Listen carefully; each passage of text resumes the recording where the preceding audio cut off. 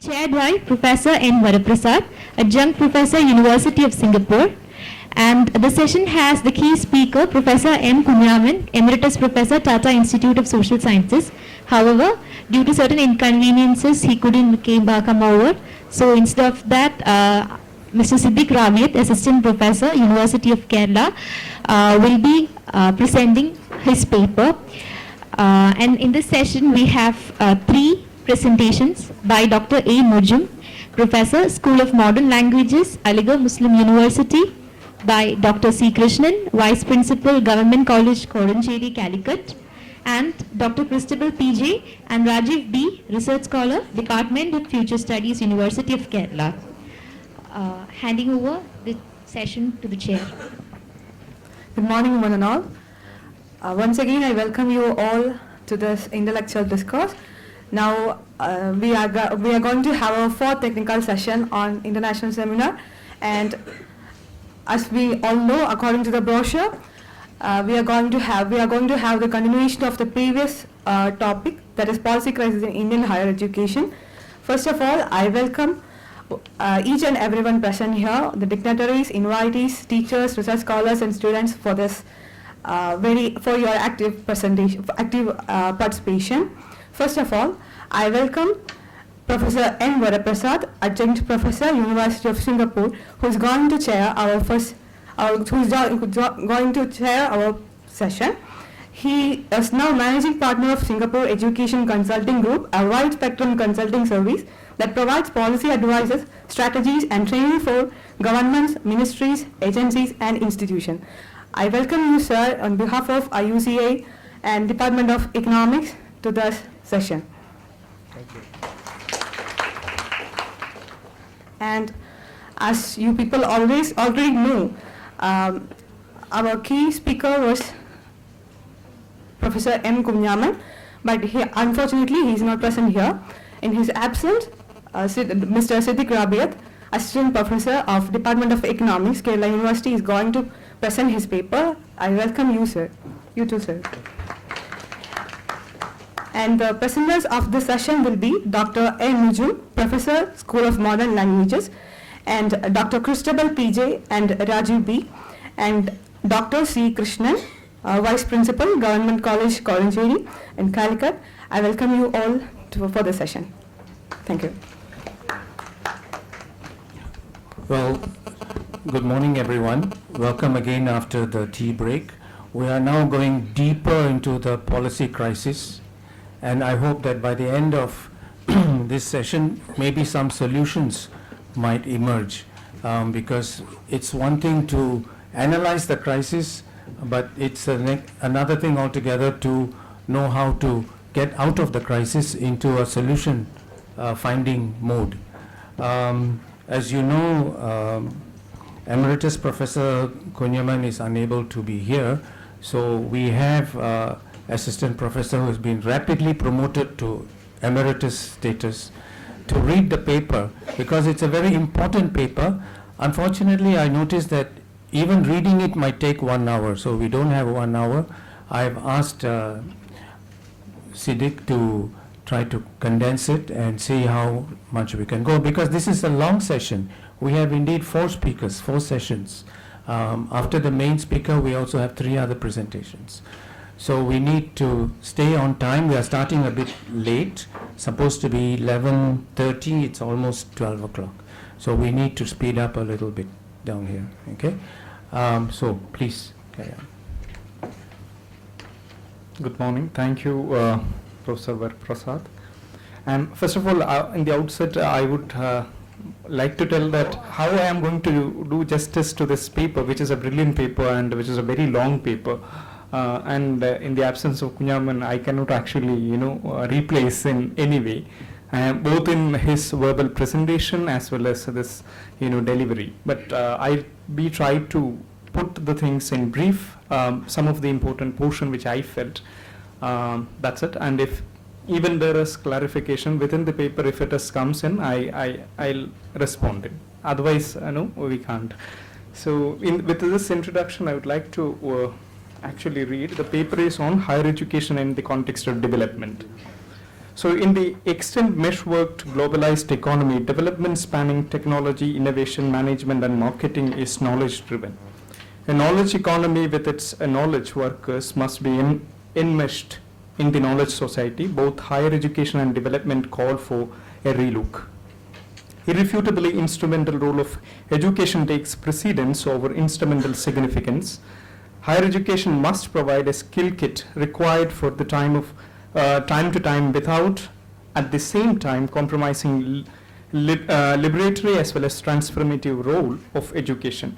While the development focus should shift from nation or society to individual-based liberalism and individualism, the university needs repositioning.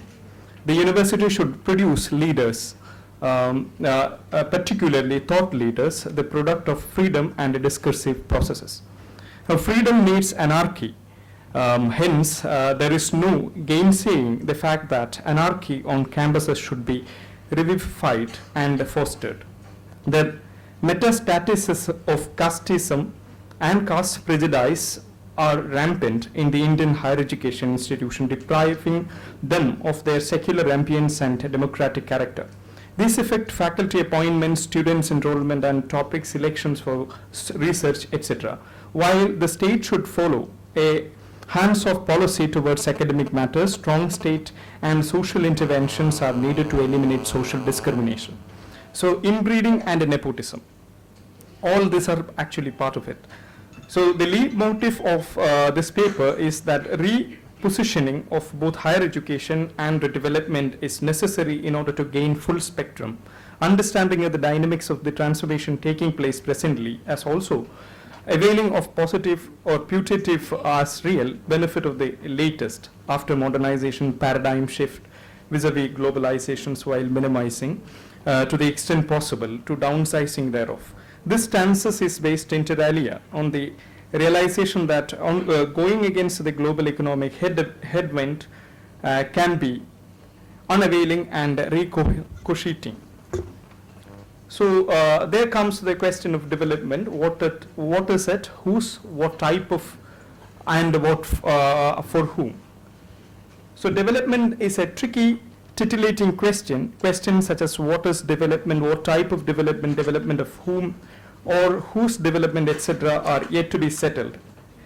In the conventional sense in which development was considered as a panacea for all human problems and an open sesame to a country's progress and prominence, development was state-led and project-centric.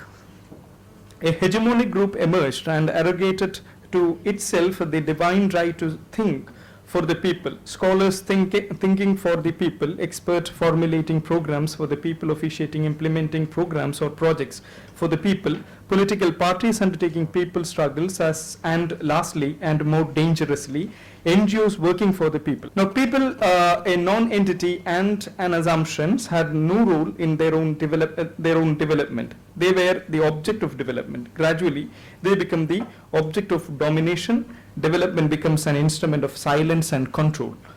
And the incinerating state and its foot soldiers and factotum become objects of veneration. People's thinking was appropriated. Their confidence was sapped. A pathological dependency syndrome was created and deeply enriched in them.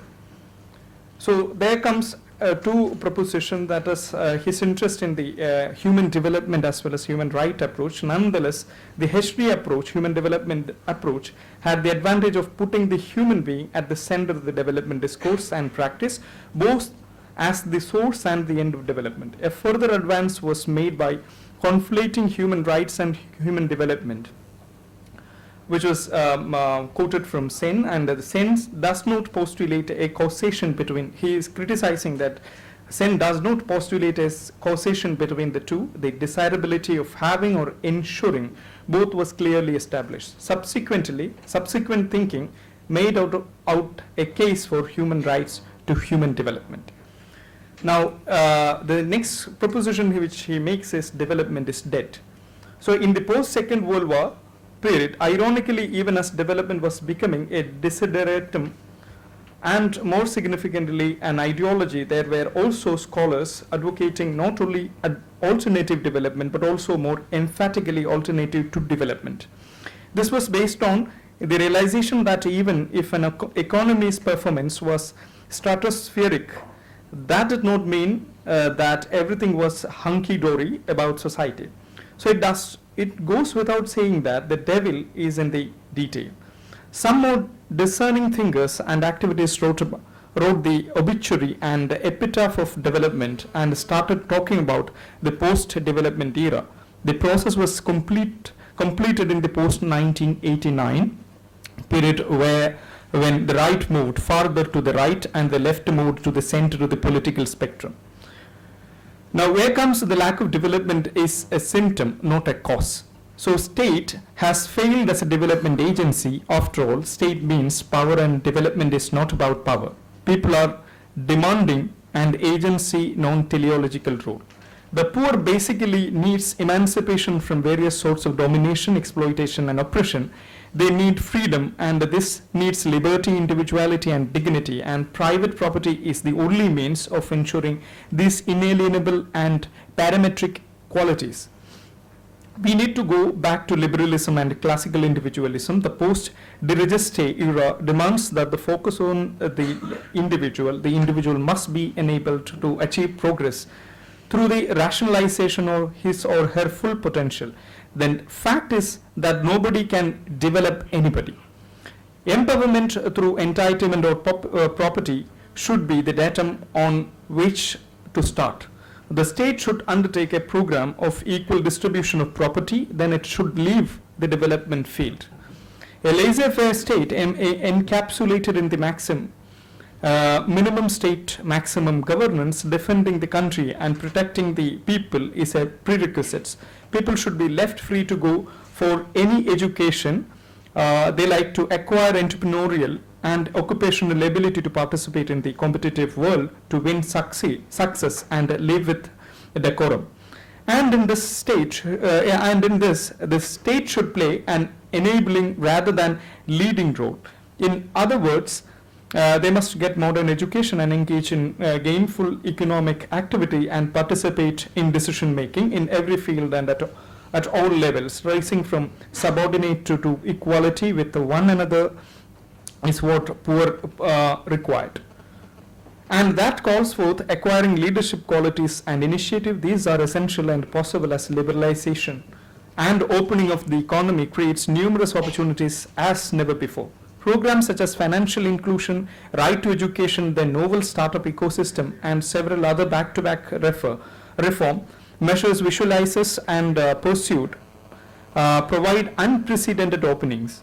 Aspirational mobility is the renewable energy for vulnerable groups to come out of marginality or exclusion. Missing the new opportunity will be a fatal default. The dialectical conflict between the controlling class and the aspirational class is the taproot of the new historical processes. The aspirational class, with its unmatched and unprecedented ability to access the social media, can be expected to have the indefatigable strength and resilience to vanquish the controlling class seriously fixated with the status quo, as well as revanchism to herald a new luminiferous paradigm. The rising aspirational class is the new beacon of hope, and an inclusive meritocracy is the need of the age. Attempt at thwarting the flowering of individualism and putting the public sector on an even keel in the present situation can rebound and backfire. Now, from there he is looking forward to cognate issues pertaining to the objective of education. 2 points are pertinent here, that is his propositions, that there cannot be a single objective for higher education, rather it should be multiple and should compromise accessibility, affordability, diversity, inclusiveness, equity, and quality. Syncretizing on concatenating these is easier said than done. However, it bears special mentioning that an exclusive pursuit of quality or excellence to the neglect of others can be unacceptable and unethical in a diverse and unequal society. Second proposition is equally the objective of education depends on the types of education, professional, technical, social science, humanities, etc., while the first two types have skill building as their objective. The later two should aim at providing liberatory or transformative education. Given this, rather than viewing it as a tweedledee situation, skill building education and transformative laboratory education can move in tandem. A leg up for one over the other can be counterproductive. Industry, software and university thought where should not be considered as mutually exclusive binaries. Now, some basic issues besetting the field of higher education in India merit special consideration since it is a fast-growing economy with a yawning skill gap and rising demand for social transformation raised by some of the perpetual deprived social sections desperate to catch up any straw. Our universities, a metronym for higher education, are still ruled by feudal minds. They lack democratic style of functioning. Democracy means 3 Ds: discussion, debate and dissent. Myopic narrow minds controlling the academia with the potential for enervating and eviscerating the larger social system. Student politics is almost a dead. Free thought and free speech are anathema, where they increasingly become afraid of freedom. Now, in other words, fear of freedom is the hallmark of those ensconced in power. Parenthetically, it may be mentioned that powerful are fearful. The most powerful are the most fearful. Repoliticizing the campus for reinvigorating its inard as well as and for producing innovative and imaginative leaders whose absence can make the system sclerotic is an absolute necessity. University students are citizens. Rulers have no right to deny freedom to them. Presently, India is at an inflection point. It has a capitalist or modern basic structure with a feudal superstructure. For removing this paradox, revamping the academia is a prerequisite, using the past to stimulate the present and stopping contrapuntal current of the thought will be counterproductive and backward looking. So where he was looking at the trends and tendencies of higher education, 7 characteristics of higher education can be considered relevant in this context. 1, centrality of knowledge. 2nd, commodification of the knowledge and commercialization of education. 3rd, knowledge explosion. And 4th, superiorization and inferiorization of knowledge type. 5th, relevance of education, which is edge of market relevance. And 6th, social control through control of knowledge. And the 7th issue is the alleged corporatization of the university.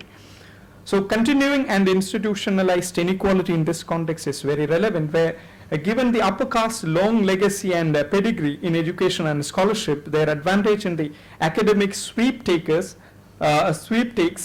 should surprise nobody. They have unquestioned dominance in the academic research and strategic decision making. Dalits and Adivasis have only nominal or passive presence in the academia. In faculty positions in higher education, Dalits and Adivasi shares are mere 7% and 2% respectively, while they form 16.6% in the total population. Now, where he has actually given a separate set of data, which is first one on SC/ST population according to 2011 census and their respective share in the faculty position in the universities across the country, where Tamil Nadu is having a 20% population of SC, where in the academia they represent only 8.35%. Uttar Pradesh, it is 20, and correspondingly it is 5.7% in the faculty post, and Rajasthan it is 17.8%, where 5.7% is there. More alarmingly, in Punjab, the SC population comes around 31.9% of total population, where their representation in the education institution as faculty member is only 3.9%, which is much lower in comparison with any other state in this. Whereas Maharashtra shows, in fact, representationally 10%, which is the population of SC is 11.8%, where 10.57 is the faculty representation, though you cannot actually compare that with the other caste groups in the country. Same the case with, he is trying to say that it is actually having connection with the enrollment ratio, where you have a gross enrollment ratio in the yesterday's presentation and all, and today also somebody is going to speak about it. In that, we have to actually know that the gross enrollment ratio of Dalit student in the country in Tamil Nadu is 15, UP 14, Rajasthan 11, Punjab 12, West Bengal 16, Maharashtra. In Kerala, surprisingly, it is only 7%. And Gujarat, it is 7.23%, Bihar, it is 9.3%, and all India average, it is 12%. That means gross enrollment ratio among Dalit student is much lower, which is in the case of Adivasis comparably even less than 1% on an average, where you have actually, except 2 states, that is Maharashtra and West Bengal, where you, Gujarat, Maharashtra and West Bengal, you have Rajasthan, where you have actually more than the national average. All other states, in fact, shows that there is a lower, less than 1% of the population is in fact enrolled in the higher education. So I'm not actually explaining that part, which is obvious, which in fact imparts that the higher education and equality is nowhere, and it is clear that equality is to be even discussed among these social deprived groups. Now then he is going to keep on speaking about rebooting and reposition in the university, which is a core proposition as far as this paper is concerned, where the above discussion points in the imperative for repositioning the fuzzy and involute university on temporal continuum geared to producing not sluggards and somnambulists but agile entrepreneurs of various types of persuasions. A university generally contributes to knowledge, policy and practice. The shifting objective of education mentioning about the notwithstanding, the university today should be reorganized around certain parametric values such as liberty, equity and justice, where these are actually missing from the earlier sessions. That is, the university should aim at producing not efficient administrators but imaginative leaders. An administrator is today's person, a leader is tomorrow's. For an administrator, it is control. For a leader, it is change. So these are the distinction which he is trying to propose. So the university in developing countries, particularly in India, are faced with the double whammy or of increasing control and diminishing freedom. Hence, the trade-off between freedom and power, where one rises, the other falls. So this is serious issue. Any knee-jerk attempt stands foresights and forethoughts and based on purely on expediency to reconcile the two or strike an optimum will come to not and make mincemeat of their vaulted academic programs. A related point is the undue emphasis on relevance. Universities should be disabused of their myopic insistence of immediate relevance, either social or market in setting academic agenda as well as funding priorities, else they will be short selling themselves and ignominiously bowing out of the academic firmament. So in many of cases, funding agencies by the power of purse set the academic agenda, subverting or inverting priorities of the academia, killing in process freedom and creativity of academics. Functioning under duress and being distracted by red herrings, universities are inexorably subject to atrophy and resulting dystopia forces them to throw to the wind whatever visions and missions they might have started with. So being put on back foot, they resorted to stonewalling on issues of quality and equity of higher education. So there he is moving towards the issue of the vanishing teachers and rising career research, which is very important. Another area of serious concerns is the professionalization of teaching. Mostly teaching has become slide reading, rendering reading, new books and updating domain knowledge unnecessary. Hence, teaching has become mechanical, stale, insipid and uninspiring. Proud, bold and self-respected teachers are becoming a vanished species. Position-seeking teachers are replacing them. So devaluing the teacher can lead to stasis and block speciation, resulting invariably a invariably in academic cretinism. Ultra-conservative modernism cannot be permitted to replace time-tested creative intellectual practices. At the same time, it must be admitted that teaching without research become dull and drab. Hence, the new world need a new breed of academics who can conflate teaching and research praxeologically. So he is go on to this issue, and which is actually a little bit lengthy. So I will be cutting short all that and coming to his conclusion in this, because that is his main summing up of the issue. The paper emphasized the need for taking a relook at higher education in the development context. Higher education cannot have a unifocal objective, rather it should envision a package of objectives such as accessibility, affordability, inclusiveness, diversity, quality and equity, which I have already mentioned, pursued on in a staccato but as a syncretic mode. The purpose of higher education depends on level and types of tertiary sector education, while technical and professional education must meet the demand of a growing economy. The university sector must provide mainly liberatory and transformative education for alongside promoting forces of production through the application of knowledge to resources, and questions pertaining to production relations must be addressed with abiding seriousness and unswearing commitment. Less social resistance to unchanging production relations should be the inevitable consequence. Higher education for the dominated is a liberatory instrument rather than costly delections. It will inescapably lead to run-ins between the dominating and the dominated. The university in India needs repositioning and a new benchmark. It continues to have its feudal mooring with the upper caste dominating faculty and powerful position and controlling student enrollment. Dalits and Adivasis have only a token feeble presence, which is already mentioned. The feudal minds control our higher education system and imposes their Victorian moralism. Using the academia as a panopticons, they impose with the repressive state power behind them anarchic views on the campuses, thwarting academic freedoms and democratic functioning. Freedom for questioning the renewable energy of university is crushed with the demands for obedience and respect. The present system of faculty selection and appointments is defective. It needs to be abolished. Interviews which are often in reality after selection should be done away with and an anonymous selection system put in place. The prevailing patronage dispensing system should yield places to a quality or competence recognizing system. Anarchy should be brought back to campuses to foster free thinking, crystal gazing and flight of imagination. Regarding equity, it bears mentioning that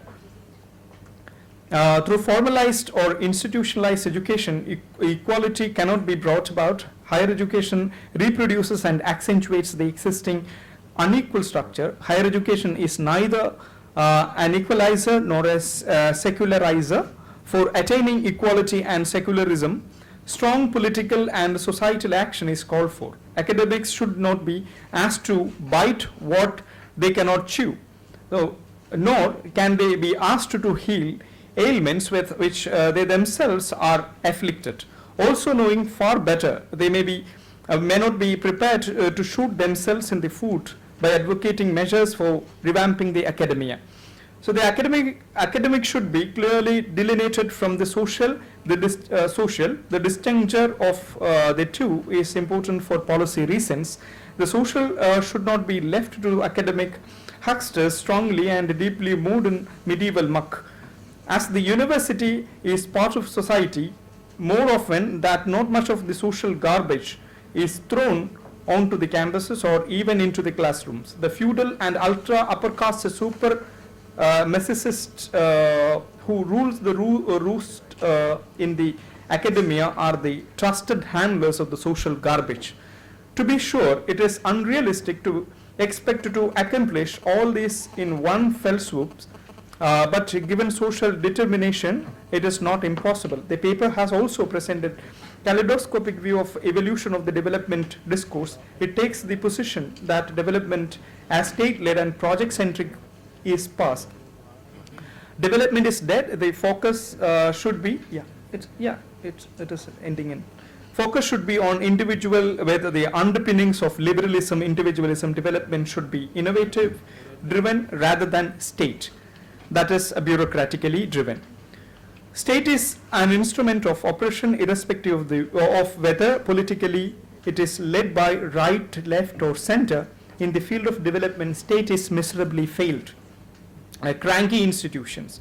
Failed and cranky institutions. So hence its place is in the dustbin of history. Minimalist state and maximalist individual must be the new credo.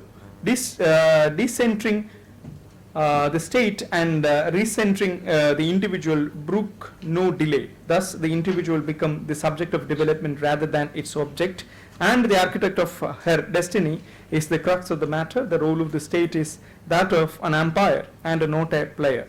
The system should benefit from individual achievement rather than the other way around, with socialism nowhere in sight and nobody promising or committed to bringing it about. This is the only positive sum game one can think of. Back to Adam Smith, ? We keep our fingers crossed.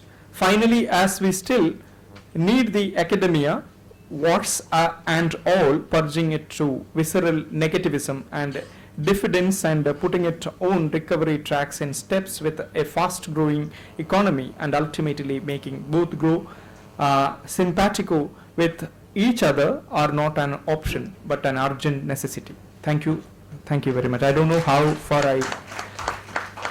Well, certainly you did a very good job in bringing out the ideas. I think Professor Kunyamon would not object much to your presentation. Very challenging paper, very revolutionary paper. It will be interesting to hear the views of university leaders, vice-chancellors, directors and heads of departments to what has been presented. It's now my pleasure to invite our next presenter, Dr. Nujum, Nujum, who is a professor of modern Indian languages from Aligarh Muslim University in UP. So I have asked him to try to keep his presentation short, but you know how academics are. Once they get started, it's quite difficult. And he has promised that he will take as long as he wants.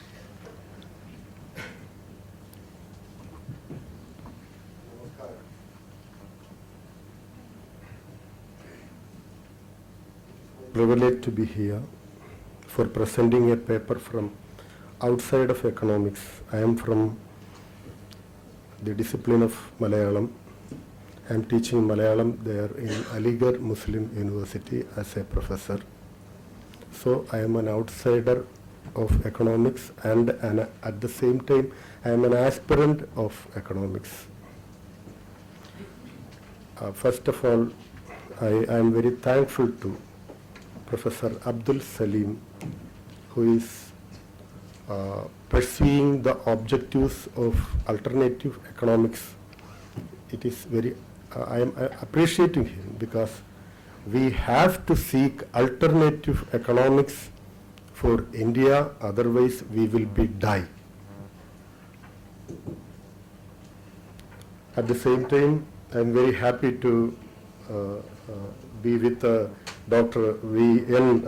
Varaprasad sir, and I came to see the very eminent scholar Professor Varghese sir, and I came to see Professor Tilak sir yesterday, and Professor Dato Murshidi Sirat. He's my friend. We became friends, and other dignitaries, teachers, and very dear students.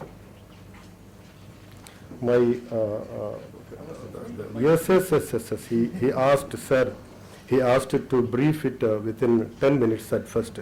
Then I told that, no sir, I made 20 minutes. I spent much of my energy for getting 20 minutes into economics scenario, you know.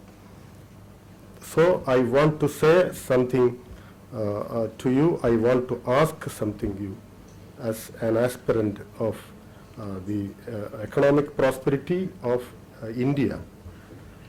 So within 20 minutes, definitely I will complete it. At the same time, sir, we are human beings. We have to convey our emotions with our intellectual discourses. The lack of emotion is the very big problem we are facing. That I am going to that reason. Okay. Before starting my paper, I want to reveal something in connection to that paper. That is, what is the mother tongue and other language? What is the difference between? അമ്മേ, എനിക്ക് നല്ല പനിയുണ്ടെന്ന് തോന്നുന്നു, അമ്മ കൈയൊന്ന് വച്ച് നോക്കണം എൻ്റെ നെറ്റിയിൽ എന്ന് നമ്മുടെ അമ്മയോട് നാം ഇംഗ്ലീഷിൽ പറയുമ്പോൾ എന്താണ് സംഭവിക്കുന്നത് എന്നത് എക്കണോമിക്സുമായി ബന്ധപ്പെടുത്തി സംസാരിക്കാനാണ് ഞാൻ ഇവിടെ ശ്രമിക്കുന്നത്. So you have to answer the committed economic experts of India to my questions. That's all. By friendly. For a discourse, I want to draw your attention on a neglected area of Indian economics. For mother tongue, I am briefing. What is the peculiarity of mother tongue? At our infant stage, we are seeking language without any effort. Without any effort, no need of taking effort for speaking Malayalam. I am taking much effort for speaking English now, because other language needs stress. That is my first point. Next is, there is emotion content with the mother language, mother tongue. There is no emotion content with other languages. We are always keeping formalities and something like that disciplines. We are not opening our heart in front of other language people. Okay. The third point is, the culture is existing with the mother language. At the same time, in other language, no need of conveying our culture or sustaining our culture while we are talking something. We are talking without emotion only. We are doing something intellectual, something like mathematics, very dry. So there is no presence of heart or emotion or intimacy or sincerity or genuineness at the time of talking other language. That is the difference. There is scientific proof on this matter. I brief for the dais, for the sake of dais. Okay, thank you very much. Then I am going to start my paper. Language planning and higher education. First of all, I will read the first paragraph of my paper. Indian attitude towards state and indigenous languages seems to be unfavorable and unsustainable. Andhra Pradesh has more than 80 million Telugu speaking people. They changed the medium of learning into English in all schools. On the contrary, the land of English has doubled the number of Scottish schools for 60,000 Scottish speaking people. Even though 80 million people speaking Marathi, it is not compulsory in Maharashtra. Only 6 lakhs speak Wales language, but it is compulsory in the schools of Britain. 35 million of people speaking Malayalam don't use it beyond the high school. In Iceland, they have only 3.5 lakh speakers of Icelandic, but they use their language in higher studies, including medicine and engineering. They secured higher position in the ranking of per capita income. Our Hindi has more than 550 million speakers. but it could not enter our colleges or universities so far as, say, first language. The developed and developing countries have made it compulsory for the scholars to produce the thesis in their own language. The countries like Mongolia, Estonia and Ukraine are doing like that, but in India we do not allow our scholars to submit the thesis in Indian languages. All these facts prove that India has failed to make a proper language policy and planning. The developed countries and fast developing countries have realized the importance of language planning for the economic prosperity at the earliest. This is my introduction. The remaining I am leaving the paper. And this language planning and higher education in India, introduction I said it. Then I divided three types of language planning in the world. I am not an expert in economics, but I tried in my level best to convert the terms of economics okay, for conveying my idea. One, fully colonized countries. That means the ethnic languages, most of the ethnic languages have been eradicated by those languages.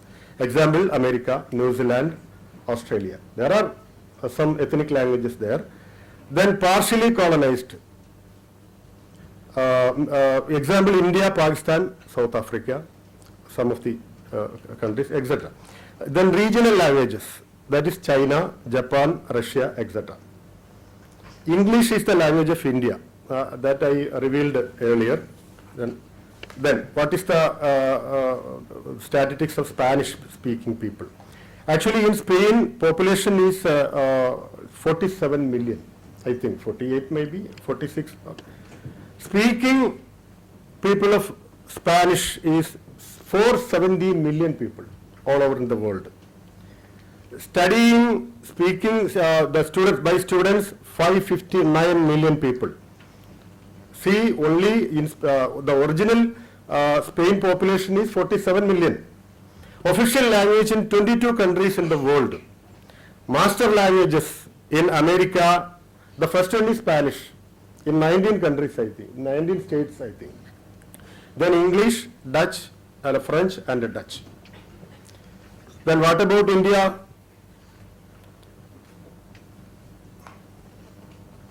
In America, there is another. What is the condition of the other languages in America? I will tell that one. Vanished languages are more than 1,000 languages were vanished. Then 31 languages are remaining. They are speaking 3 lakhs people, only 3 lakhs people. Tiny group is having 140 people. The name of that language is Moko language. Largest indigenous group is speaking 1 lakh people in America. That is the condition. That is why I said fully colonized, the colonized country. Indigenous meaning, the term indigenous meaning, the term indigenous denotes something naturally existing in a place or country rather than arriving from other place. Cambridge Dictionary is telling like that. Anything inhabiting or existing in a land from the earliest times or before the arrival of colonists in indigenous, that is aboriginal. So, 8th schedule of our constitution, India, telling like this. English and Hindi are official languages in India. English and the state language. 22 major languages are spoken by more than 10 million people. 122 languages spoken by more than 10,000 people. Total languages spoken in India is 1599, 1,599. Then, okay. What is the history of English? English is not older than Indian languages. As in the morning session, we came to listen that Nalanda, Takshashila. I am not ready to explain the history of India. No need, because you all are Indians. Most of you are Indians, so no need. Takshashila. so many. In 5th and 6th centuries, Old English was brought to Britain by Germanic invaders and settlers from northwest Germany and Netherlands. The modern English evolved only in 15th century at the time of Shakespeare. It had borrowed vocabulary and grammatical elements from Germanic, Scandinavian, French, Latin, Greek, and Dutch. Wikipedia, you see Wikipedia, the details you can see very simply. That is English language. The very young English language dominated our 22, not 15 and 99 languages. And we are proudly accepting that English, and we are dealing the economics subject through the colonized language. That is the main problem, main reason. In my point of view, there are so many reasons for the backwardness of India. The foremost reason is, I am saying here for a debate, I am presenting that we are against our own languages and culture. That is the main reason of the economic backwardness of India. I will prove it in within my capacity. You should question me. That's all. IMF World Economics. At the same time, I am not being with this GDP. I am not believing in GDP or per capita income. I am believing in pleasure economics. Pleasure economics, not pressure economics. One who is getting happiness with a coconut, I will tell that he is a happy man, he is a wealthy man. He is not like Tata. The happiness, the amount of happiness one wish getting from coconut, for Tata, it would not get from a coconut, you know. So I am suggesting the pleasure economics. I am coining the word, a Malayali like you, coining the word pleasure economics. Please, you. I am suggesting and requesting you to discuss on that matter, this pleasure economics. Okay, we can see US is having population 32.41 and the GDP 18,000 billion dollar, and you can see GDP and the type FC fully colonized. There is no indigenous people or indigenous language there. In America, and you see China regional, we should discuss about China. On 1914, they constituted a body for doing research on language planning, and China is very bigger than India. They secured 3 times of GDP and per capita income than India. I will tell that definitely they attained that goal because of their language planning, one which was neglected by committed economic experts in India. The next, I think India, we can see the India, what is the position of India? India first language is English, then population is 132.6. I came to see in internet. I couldn't believe 132.6. Then GDP is 2,289 instead of the GDP of US 18,589. It is shame, dear intellectuals, including me. Then a type of language you see partially colonized. That is the thing. Then I presented the less population and language policy. You see country Mongolia, Iceland, Estonia, Portuguese. Then I included US also there, Pakistan and India. What is the disparity between those countries? Please you analyze in your capacity. For me remaining only 2 minutes. I will conclude it within that 2 minutes. In 1864, the globe. Yes. Scientific Society, 1864. Yes. The global personality. I will say like that. Sir Syed Ahmad Khan. He tried to bring a language university in North India.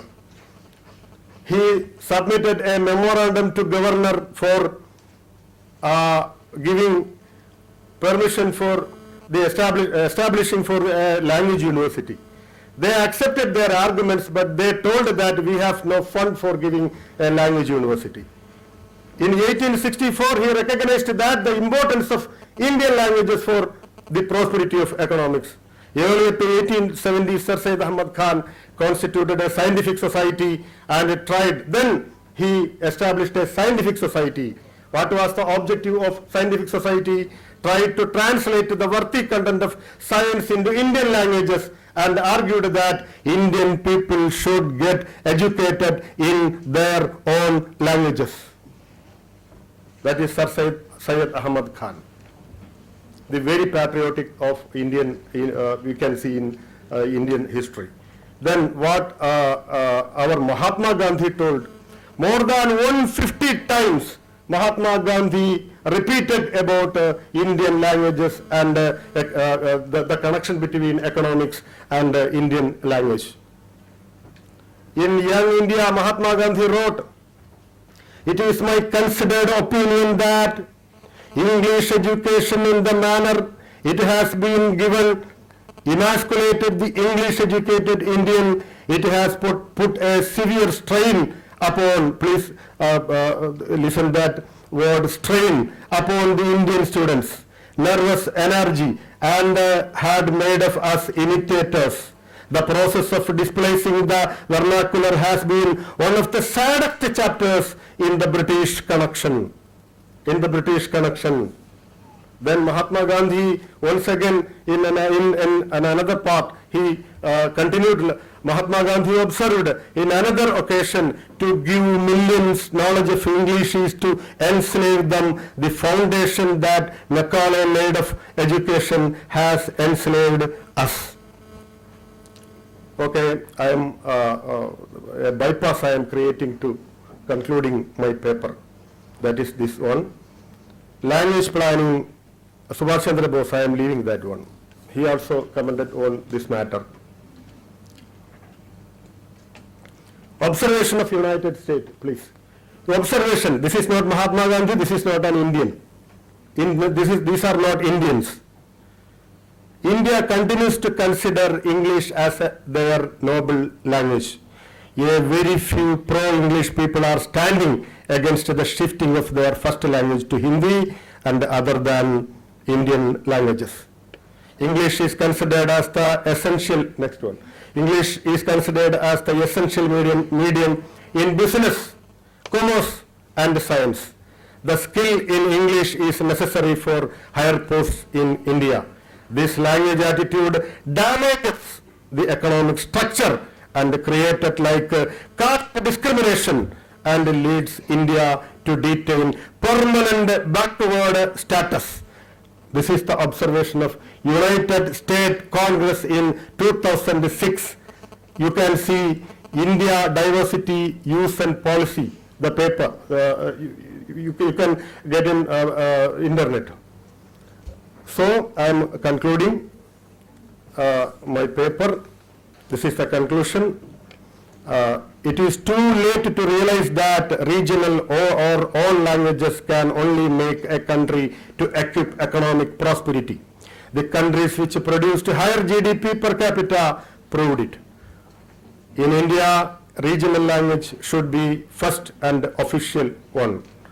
We must develop such a policy and do make necessary planning on this matter. This is my request. This is my suggestion. This is my, please you should synthesize a language planning or language attitude in future. Otherwise, definitely the decline of our empire will be happen within few years. Thank you very much for giving such diet. Thank you very much. Thank you very much, Dr. Nujum, for your very impassioned plea for regional Indian languages. It will be very interesting to see the response of the students. Do we have the next presenter?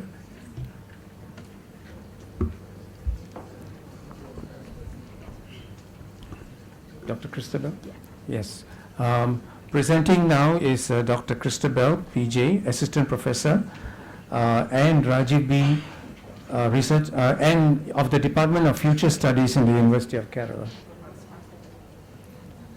Please. Very good afternoon to one another. Thank you. Respected Chairperson, the group co-presenters, my dear colleagues, and dear students. I'm so privileged to present a paper in the session where my great teacher's paper was also presented.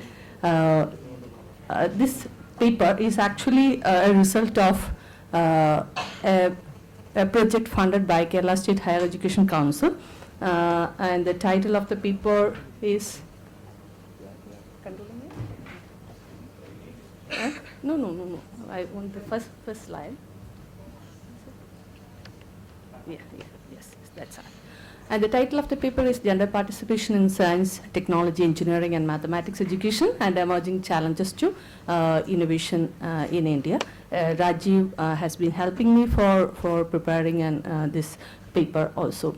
So we have been hearing about knowledge-based economy for a long time, and it is the economy in which the production, distribution and use of knowledge is considered as the main driver of growth, wealth creation, employment across all the industries. And we know that the knowledge workers who are there in the field, who are having the ability to create, analyze and transform information to create wealth, that is another concept which is added to knowledge-based economy, and that is why we are giving more importance to the knowledge in the modern field. It is in this context I am presenting one concept, that is STEM, that is science, technology, engineering and mathematics education. It has been the concept has been introduced in US in 1990s, and many of the OECD countries have taken up and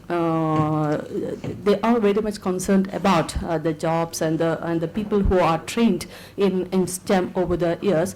But at the same time, what happens is that the labor force in STEM is coming down. So that is a major concern all over the world. And the gender participation is also that not much good or shiny in nature.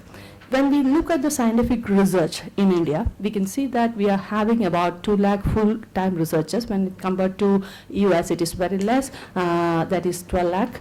In India, about only 4 out of 1,000 young students opt for science and technology research. But at the same time, you can see the comparable figures in other countries, which is very, very, very high. In India, we are investing only 0.88% of our GDP in science research. When compared to other countries, it is very less. Likewise, we are still concentrating on basic research rather than applied research.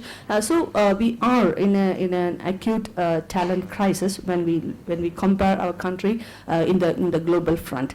And accentuating to that particular problem, we can find the gender gap in the entrance as well as attainment of post-secondary tertiary education in STEM, and that actually enhance or increase the concern to educators and policy makers. A lot of data is there. I'm leaving all those things. While looking into the literature, it is found that the stereotype transmission, that is one of the major issues which make the women not to come into the scientific research field.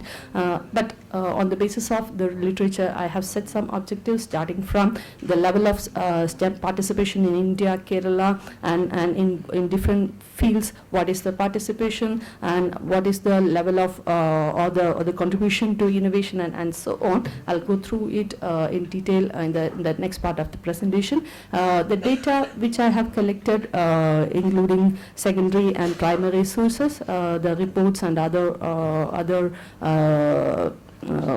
sources I have used for looking at the gender gap, but at the same time for looking into the primary sources, I have collected data from 5 universities state universities in Kerala, that is Kerala University, Mahatma Gandhi, KUSAT, Calicut and Kannur. We have collected information from 220 research scholars from both male and female in order to find out the intricacies which are there in the field. Looking into the secondary data, we could find that about state public universities are having a very great share or a great role in catering to the needs of the students in the country. It is about half of the total education institutions, state public universities are having a great role. When it comes to the enrollment rates, we can see that the arts, humanities, social sciences are having a very high rate of enrollment, but when it comes to the STEM part, it is something around 30% of the total enrollment. When it comes to the gap, when we start from the literacy, actually compared to India, the gap is very narrow when it comes to literacy in Kerala, but it is still very much high in India. When it comes to gross enrollment rate, we can see that both men and women are almost in a same way, but at the same time, when we look into the different fields of disciplines, we can see that out of 100 males, the participation of female are very less when it comes to the engineering, technical, science kind of fields when it is compared to the arts and commerce fields. And also when we look into the different courses, we can also find the differences. When it comes to the arts courses, the female are high, but when it comes to the technical courses, you can see that disparity all over India. But when we come to the Kerala situation, the situation is a little bit different compared to India, or it is not that much glaring than that of India.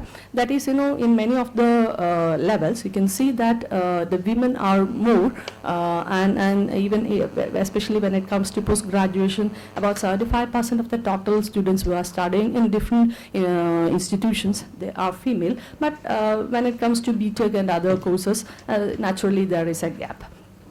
My focus was on the research field, the scientific research. So I collected data on research scholars who are working in STEM in different universities of Kerala, and we could find, especially you can just go through the last part of the table, that is the share of female in all the universities, all the 5 universities studied is higher than that of the male, and we went through the different attributes of STEM scholars.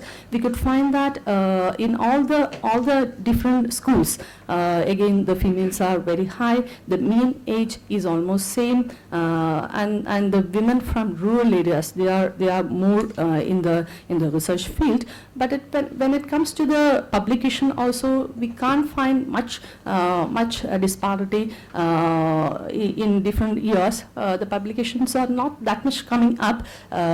Yet it is not quantitatively, it is not that much good. And when it comes to the participation in conferences, seminars, and other things, again we can't find much differences in the participation also. And we also looked into the STEM communication activities. That is, how far they are ready to contribute back to the society in terms of the knowledge which they are having. having, it is surprising to see that those who have not done any kind of that outreach activities is much high, but some of them are doing a little bit of work here and there. And when it comes to academic performance, we can see that almost around 95% of the people are receiving some kind of scholarships, and when it comes to grants, awards, patents and other things, it is lagging behind. But when it comes to the membership in professional bodies and associations, you can see a difference. The females are lagging behind, or they are not into that kind of networks, and they are not trying to share their knowledge with larger groups, or they are not ready to taking part in that kind of professional bodies. And we had some inquiry into the career opportunities and challenges, why this gender gap is there. Yes, yeah, finishing it. We couldn't find much difference between female and male, but generally there is a pessimistic kind of an attitude among the research scholars to find a good job, especially a job of a scientist, even inside Kerala, India or abroad, and the career opportunities for men and women, they are not that much optimistic in nature. When it comes to the participation, a lot of suggestions were given, including the collaboration and other types of training and so on. And the challenges, the major challenges when it comes to women, we could find that the job opportunities it tops the list. They feel that the men are getting more opportunities, so they are naturally going for that kind of work, and the time which they can spend back, especially in the field and also in the lab, that is restricted due to a lot of familial, cultural and other things. So in order to conclude this paper, I could say something on the contribution side, that is the women are really interested in contributing back to the society in terms of innovation and development to the nation. But at the same time, we could place the universities all over the Kerala, and all the type of people could have the accessibility on education, but the general perception among the people in the system, they cannot perform well. That is dragging them back, and the stereotyping of women in family role is a long-held notion, and it is still lingering, and that actually making the women not too capable of contributing back to the society. So the societal perceptions should change. There should be some kind of change in the societal feelings towards the women scientists, so that they can contribute meaningfully to the wealth of the nation, and that can also they can also become good knowledge workers for the contribution of the economy in whole. Thank you so much.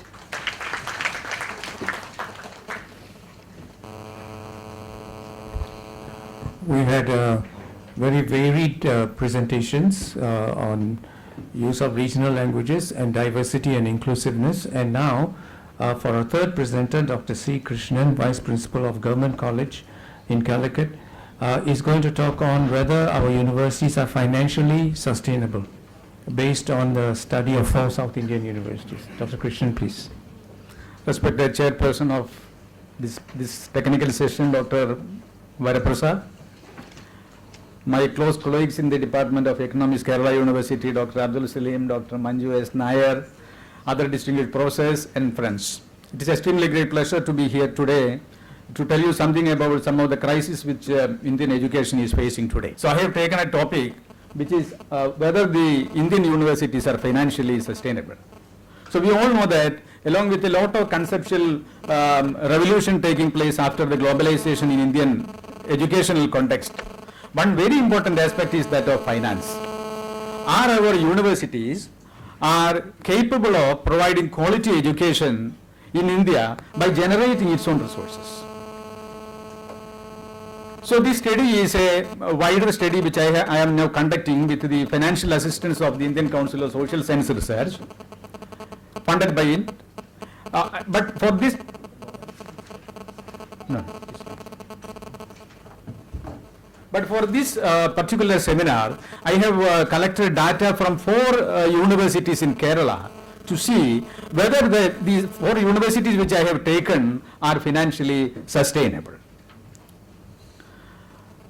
So we know that the globalization has offered competing paradigms and restructured the interplay between the market, the state and the universities.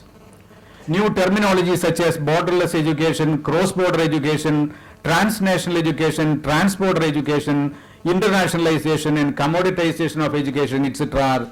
Have come up. Higher education ceases to be a common good and is being swiftly transformed to be an international trade commodity.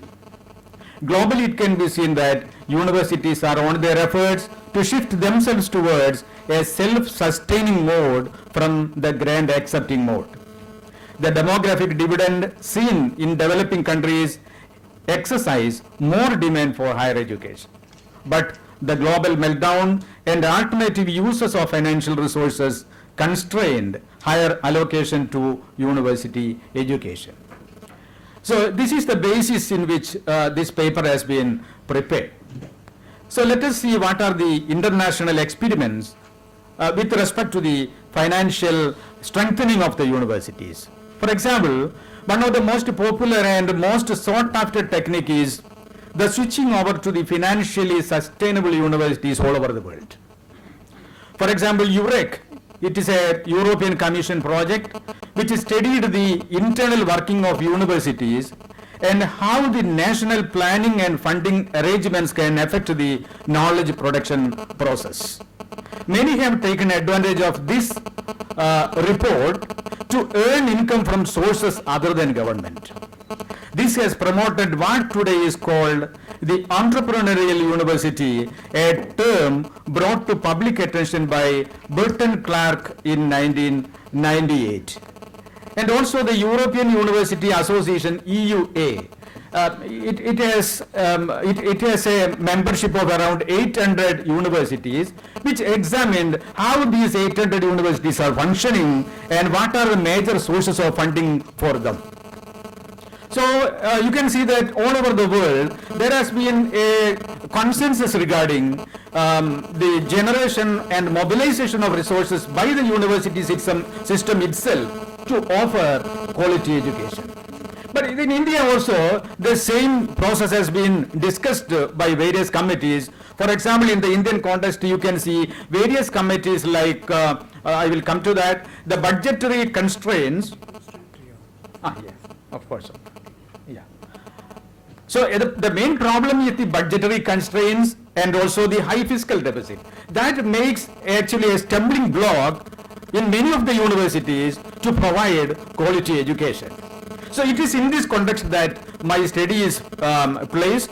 The objectives of the study is to find out the efforts of the Indian universities in making themselves financially sustainable, and what are the major sources they have tapped for generating resources, and are there any innovative practices adopted by them which can be replicated elsewhere. The methodology I have adopted is that the study is conducted in Kerala, and I have collected data from 4 affiliating universities in Kerala, namely the Kerala University, Mahatma Gandhi University, Calicut University and Kannur University. The annual budget and annual accounts are the main source of the data. As far as the budget the document is concerned, the receipt of the universities are classified under 4 categories. One is the grants, that is the grants mainly from the central government, state government, and also some accredited institutions like ICSSR, DST, etc. And the universities are also on the way to generate own resources. That is, the category includes income from fees, other types of revenue generated by the universities, and there are also earmarked funds and the national service scheme funds. They are funds given by the different agencies for research, national service scheme activities, etc. And finally, we have one more source of the deposit and the debts.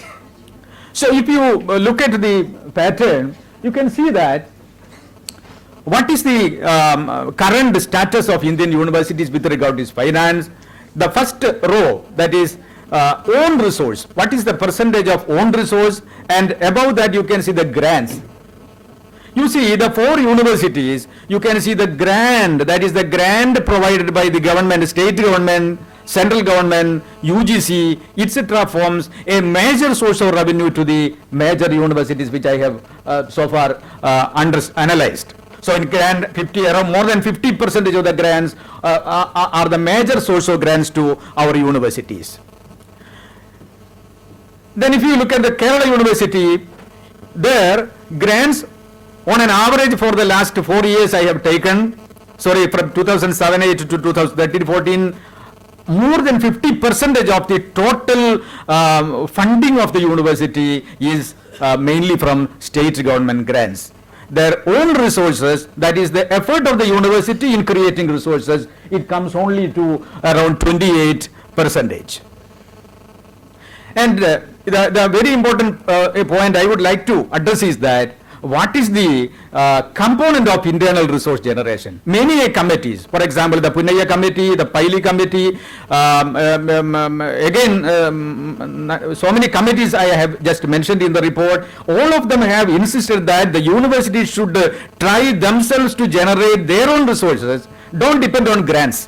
Because the government has so many other commitments. So if the government, the university wants to provide courses on a wider scale, on a qualitative basis, the university should be able to generate its own resources. But if you see what are the major source of revenue to each of the university, you can see, for example, general administration has provided 18.15 on an average for the period of study, examination fee 34.34, and another major source is university centers, they are offering self-financing courses, and distance education, which is 7.93. These are the major sources of revenue as far as Kerala University is concerned. And what about Calicut University? There are also grants, the grants given by the state government and the UGC forms a major source of revenue to Calicut as well. And regarding the internal resource generation, you can see the red lines, where also you can see examination fees, distance education and self-financing programs occupy around 70% of the total resources generated by the university. And MG University, there is a little change. You can see the amount of the percentage of grant has been coming down, whereas they have generated more from internal resources. For example, in 2013-14, the internal resource generated by Mahatma Gandhi University is more than 50%. On an average, they have generated for the time period around 48%. But it is interesting to see what are the ways through which the MG University has raised the internal resources. It is also very glaring that self-financing institutions, it is the Mahatma Gandhi University who has actually introduced self-financing courses on a massive scale in the context of Kerala. So you can see 51.05% of the total internal resources generated by the MG University is from commercialized education program, followed by examination fees and distance education programs. And in Kannur University also, it is a newly university, as far as a young university in Kerala's context. For them, on an average, 67% of the total funding of the university is done by the government, and internal resources comes only 24%. There also you can see the internal resources, which constitute mainly examination fee, general administration and distance education. So this is actually what is happening in our context.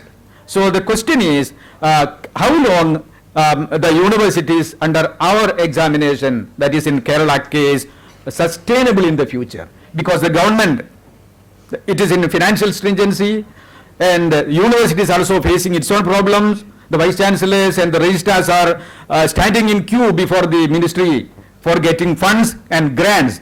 So once the grants are stopped, they are unable to pay the salary in time. So these are the issues. And suppose the grants, suppose it is reduced, which is the most affected party? not to the salary people, we will get it, but there will be a cutting on what is known as quality education, cutting on library, cutting on training, cutting on the lab equipments, etc. So the question is that the Kerala University which we speak about, where is there a model? That is the question which I have posed.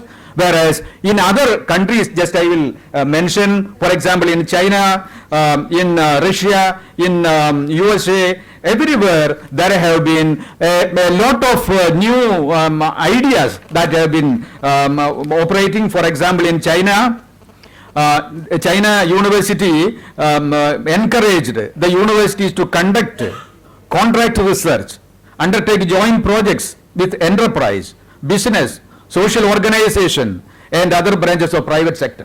That is what is happening in China.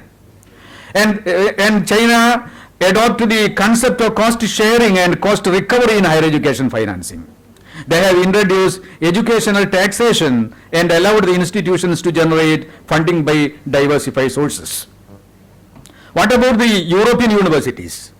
They have created an opportunity for non-state income through different means. For example, student fee from overseas students and tailor-made programs. Research patents and licenses, royalties, etc. are becoming major component of their non-state resource. Fee from continuing education programs organized for industries and professions. Profits from retailing through shops. Income from rents of conference facilities, sports facilities and equipment for external use. Income from rents of residential facilities during holidays. Income from science park set up on campuses. These are happening in the European universities. In Russia, the universities earn around 50% or more from entrepreneurial activities. So these are some of the international experience that one can see. But in Kerala context, what we could see is that it is still a grand dependent model. So the major findings, I will come to the conclusion. The day-to-day functioning of almost all the universities of our country, with a special reference to Kerala, are conditioned upon the grants of the state or central governments. Internal resource generation is picking up in all the universities, but they are in the form of cost-based self-financing courses and distance education programs. And there has hardly been any attempt for introducing novel and replicable measures to fund the higher education. The examination fee and the cost-sharing devices or self-financing still form the major component of resource.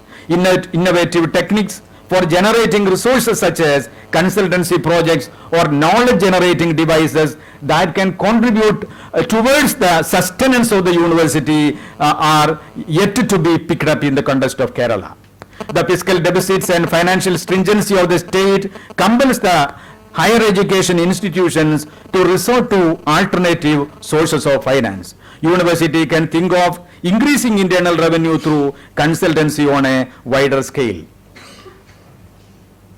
Alumni can be used as a potential resource. Another very important point is that the land area of the university. I wonder that suppose we may wonder that most of the universities in Kerala has a large area of land. For example, Calicut University, Dr. Radhakrishnan Pillaiji know, more than 600 acres of land is there. I think Kerala University, they have also around 300-400 acres of land. So in a land scarce country like Kerala, what the universities are doing with this land? This is very important question. So I should pose this question that we should address, the policy maker should address. How the university land, after using it for direct educational purposes, can the policy makers make a consensus that it can be used for increasing the revenue by starting shopping complexes, by using seminar complexes, give it for loan on lease or BOT purposes? So many things can be thought of, but Kerala is a very sensitive state. We cannot say anything because shoot at sight is our policy, so we cannot say in a platform. But my humble request is that this being a policy forum, Mr. Abdul Salim is very much concerned about contributing to policy. He's a veteran in education research. I think, Mr. Salim, you can think of the way in which how the universities in Kerala can improve upon the existing financial system. So thank you very much for your patient hearing. Okay, thank you. Thank you very much, Dr. Krishnan. This session we've had the true meaning of alternative economics put to us by various speakers. Can I invite the various speakers? Yes. For questions? Yeah. We have a very, very short Q&A. I think perhaps you're a little bit hungry, but I'm sure that you have some burning issues to throw to the speakers. Can I ask Dr. Krishnan, Dr. Christabell, and Dr. Nujum?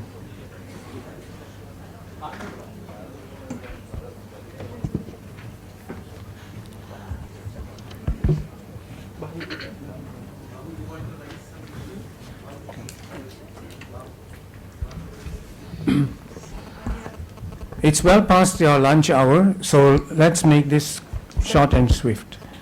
My question is to Dr. Nujum. Sir, you have pointed out about a kind of policy, but what kind of national policy you are suggesting? Because ours is a diversified country, having, as you have pointed out, having more than 2,000 languages in 29 states, and how can we put forward a unique language or unique language policy for such a diversified country? That's my doubt. Thank you. Sir. Wait, put up your hand. I can't see you. Okay. Sir, I have a question to Professor Nujum. Sir, there was a policy in India after independence that is every Indian student should study 3 languages in their school years. That is English, Hindi and their native language or mother tongue. The policy is known as in Malayalam Tribhasha Paddhati, but this policy was a big failure in all states except in Kerala. My question is, how far the strengthening of Indian languages through various policies will help India to achieve higher economic growth in this globalized era? Thank you. Please. Just a brief comment, Dr. Krishnan, I enjoyed your presentation and it's very much empirically rooted. It's a very nice thing that needs to be propagated further. See, the only thing, comment that I want to make is that what universities in Kerala have done is very commendable work. Nearly 50%, instead of saying that it is still dependent on grant, you should say that Kerala universities have shown an example that they are not relying on the grant alone. Because the money that is generated from other sources is more than the salary share of the universities. So normally what many universities try to do is that the salary part is protected by the grant and the non-salary part is mobilized through other sources, but that is not the case here. Just one thing, there is affiliation. One of the major sources of income for the universities is affiliation and also student fees. These 2 elements I did not find. Perhaps you might have merged this with examination fee. That may be one of the reasons why the share of examination fee is so large. Thank you. Very good. I really enjoyed it. Thank you.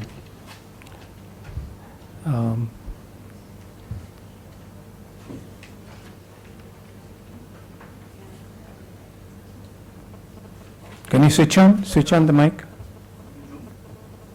You spoke about the significance of regional languages, and it is highly appreciable also. And my simple doubt is that you are a professor of Malayalam. Why you selected English to present your subject matter? Because we are speaking about the significance. Of course, it is an international seminar, and even then we have to rely on the. When you are speaking about the regional language, the significance, we have to depend on the regional language. That is his strength, to be able to speak in English. If he had spoken in Malayalam, you'd need to hire a translator. Yeah, maybe. Yeah. Dr. Radhakrishnan? It's about gender disparity. Mike. You said there is not much disparity in education in the recent years, but your data shows that there is a huge disparity against men. So disparity is disparity even if it is against men. How can we put that back, at least to 50-50 level, to support the men? How can we do that? Challenging question. Professor Chattopadhyay? My brief question to Dr. Krishnan. See, in university finances, cost and quality are positively related, which defies micro understanding of production function. Now, what I'm expecting from you to throw some light on how the resources generated or received in the form of grants are allocated within the university. This is a micro-theoretic question, but this is very important for me. Teacher-student ratio, for example. You know, the cost per student, the permanent faculty vis-a-vis the temporary faculty, how the university administration is dealing with the crisis and allocating cost within the university is an interesting question. Just a very simple clarification from Dr. Christabell. When expectations are formed within a socio-cultural political context. So in your statistical analysis, are there any variables to understand how do the expectations vary across the students when they're joining the courses in particular and gender? One last question. Okay, gentlemen. Yes, sir. My name is Makai Papi. I have a question of Dr. Nujum. Sorry for mispelling your name. But then, he proposed that schools should use indigenous language. And if we think of the future of 50 years from now, if we use indigenous language, are we going to have, there will be someone who can speak English? Because I'm one of the students who suffered this. Actually, I was admitted in Gujarat. When I came to the university, I was told that they don't teach in English. They don't use English as a medium of instructions. And as we know that India is one of the country which is very, very big in economy, helping most of African countries, so to say. Don't you think that this will discourage parent country that working with India right now in future, like in 50 years, since they are going to face language barriers later?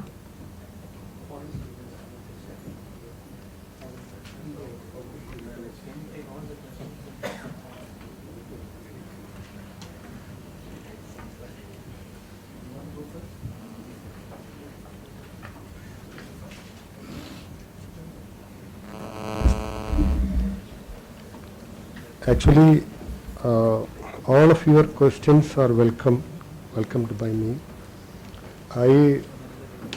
All those things I have mentioned in my original paper, but I couldn't read it because of the limitation of time. Okay. Then, what about unique language? No, my phone is okay. Yes, okay. I mentioned the example of China. For 100 years, they are doing research on language planning. The situation of the country will change every decades, I think. When the changes will come. Due to that changes, our attitude to the language should be changed. That is why we need a very good body of language experts working, always ready to working for the prosperity of our country. In Russia also, they are giving much importance to indigenous languages. I exampled the state of Britain. They are giving only 60,000 people are talking in a particular language. They have given those students that particular regional language as their own first language.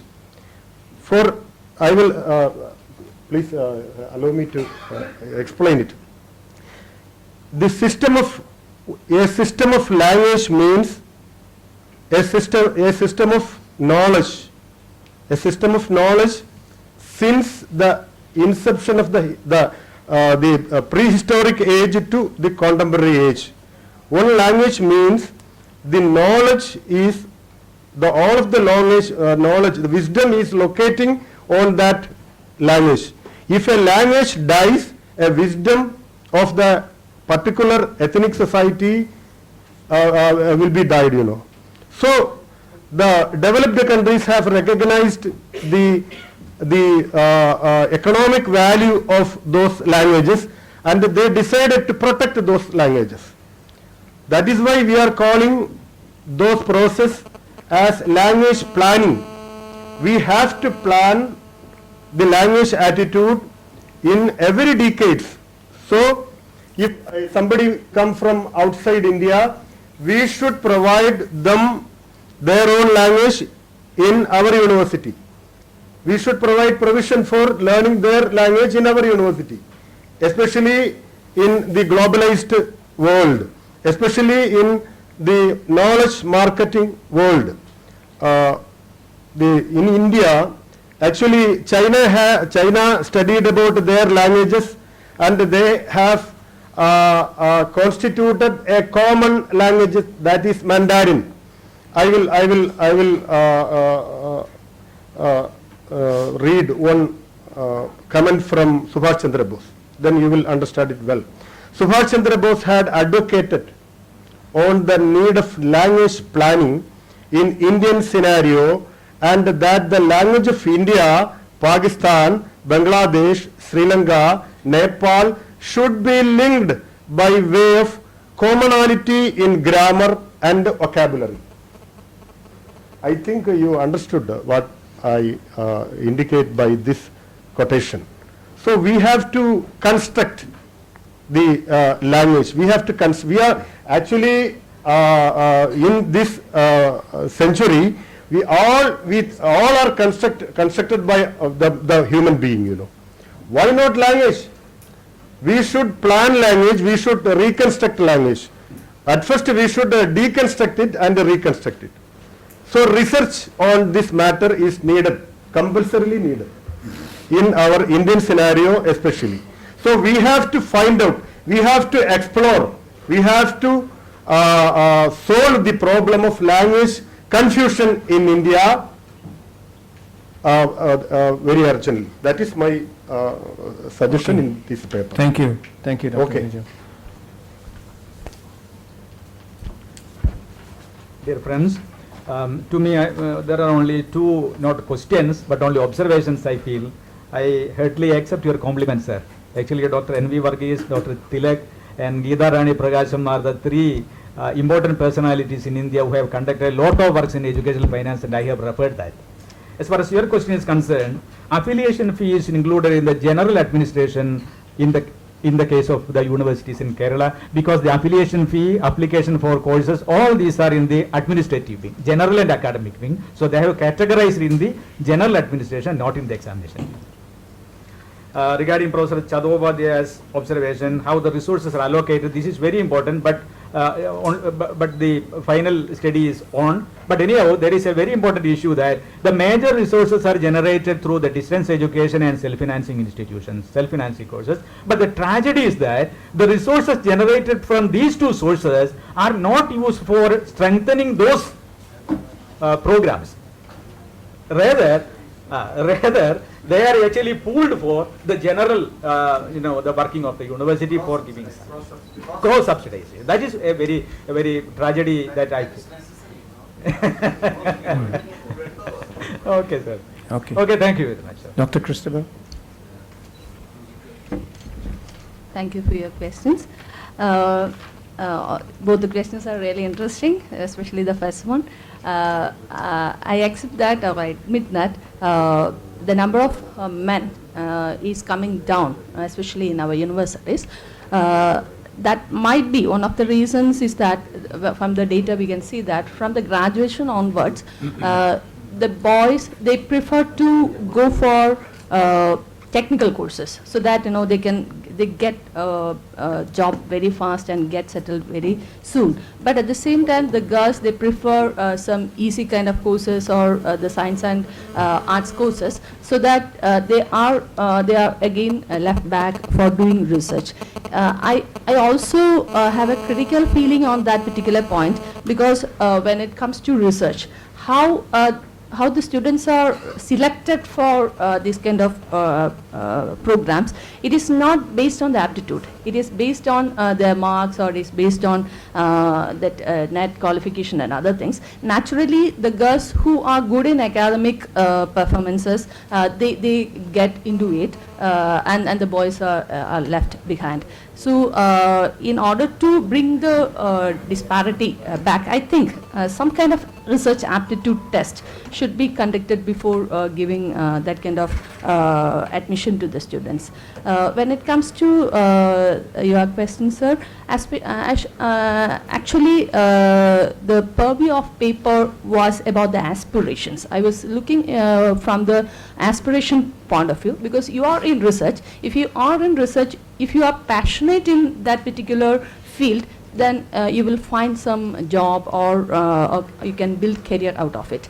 But what happens here is that the socio-cultural variables, the area which they are coming from, the rural, urban, the community they represent, the marital status, the family background, the economic background, all those things I have actually captured during the study. But I only presented a part of it, because the aspiration part only I presented in this particular paper, not the expectation part. So actually I have the variables I can use in some other.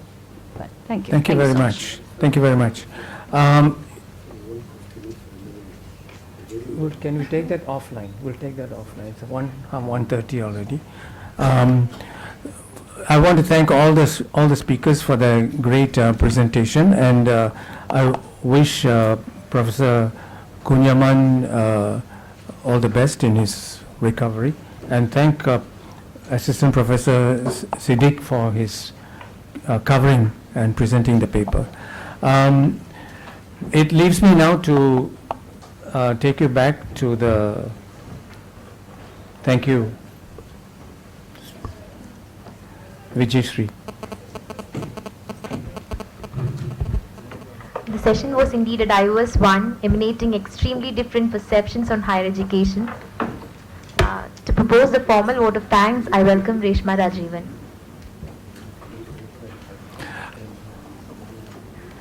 A glad good afternoon, one and all. We have come to the end of the 4th technical session, and indeed it was a really informative and insightful session. And the session begins, the chair of the section, N. Varadarajan sir, has started saying that, see, the problem is just not listing the crisis, but at the same time we need to find a way out. And remarkably he said that after the session, the true meaning of alternative economics was revealed. Indeed, I am very happy to hear such comments from him. My duty is to deliver the formal vote of thanks. On behalf of the Inter-University Center for Alternative Economics and the Economics Department, I extend warm gratitude to the chair of this section, Varadarajan sir. Thank you, sir. Varaprasad sir. Thank you, sir. So next, in the absence of Kunyaman sir, the paper was delivered by Siddiq sir, and indeed, as the chair remarked, it consists of revolutionary contents, and it focused on adding inclusiveness, diversity, accessibility, affordability in higher education. Indeed, it just said that in higher education, there is a need for redesigning it and to have a relook on it. So in the absence of Kunyaman sir, I express my sincere gratitude on behalf of the Inter-University Center and the department, and I also wish to thank Siddiq sir, who in his absence of Kunyaman sir, tried to fill the vacuum and presented the paper with utmost clarity. Next, the paper was presented by Professor A. Nujum sir, Professor of Modern Languages, and it was indeed a very attractive paper with hardcore content. So the paper was titled Language Planning and Higher Education in India. It has revealed there is a need for proper language policy, and also the paper has pointed out the importance for regional language planning. And very interestingly, it has revealed the link between the importance given to regional languages as well as its role of regional languages in economic prosperity. So indeed, on behalf of the department and Inter-University Center for Alternative Economics, I extend you, sir, a warm gratitude and sincere thanks. The next presentation was titled on Gender Participation in STEM, that is Science, Technology, Engineering and Mathematics. The presentation was made by Dr. Christabell B.J. Madam and Rajeev B., Department of Future Studies. Indeed, it has rightly called for that there is a need for change in social perception so as to increase and enhance the participation of females, and it was indeed insightful, and on behalf of the department, I extend you, ma'am, sincere gratitude and thanks. The next paper was by C. Krishnan sir, and the paper was on financial sustainability of university, focusing on 4 southern universities. And also the paper focused upon how internal resource generation is possible, and it is indeed a very vital and relevant issue, and he is able, within a stipulated time, he is able to portray the latent dimension of this topic on behalf of the department and Inter-University Center for Alternative Economics. From the bottom of my heart, I express sincere gratitude and sincere thanks to you. I know you are all busy to have lunch, but last but not the least, I should thank the most vibrant and energetic audience who make this section rich with your responses, and there is scope for discussions, deliberations and debates. So thank you one and all once again, and I wish you a thoughtful Tuesday. Thanks. Special thanks to Reshma. She is our first PG student. Thank you. Please come back soon because my paper is the next one. Okay.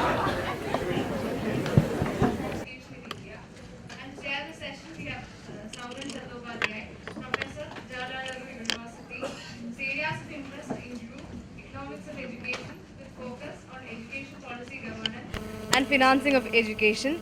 On behalf of Inter-University Center, I extend a warm welcome to Professor Sauman Chattopadhyay. The key speaker of this session is Professor N. Varaprasad, who is the adjunct professor, University of Singapore. He has 38 years of experience in the field of higher education. On behalf of Department of Economics and Inter-University Center, I extend a hearty welcome to Professor N. Varaprasad. I also welcome the presenter, Dr. Malish CM, to this technical session. I welcome each and every one of you to this session. Thank you. Very warm welcome to all of you after lunch. It's an honor and privilege to be here chairing the session, which will be delivered by the main speaker. Then it will be followed by 2 more presentations. So, we have a question answer at the end?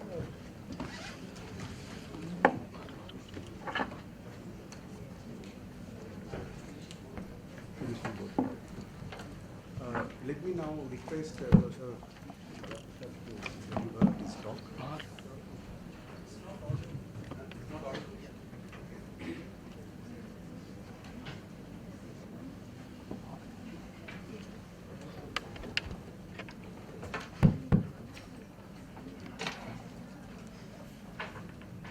Mr. Chairman, I'm going to come out here to speak. Good afternoon, everyone. Distinguished professors, vice-chancellors, heads of department, students, welcome back. The reason I'm standing out here is because post-lunch on the second day is the worst slot to get. Yeah?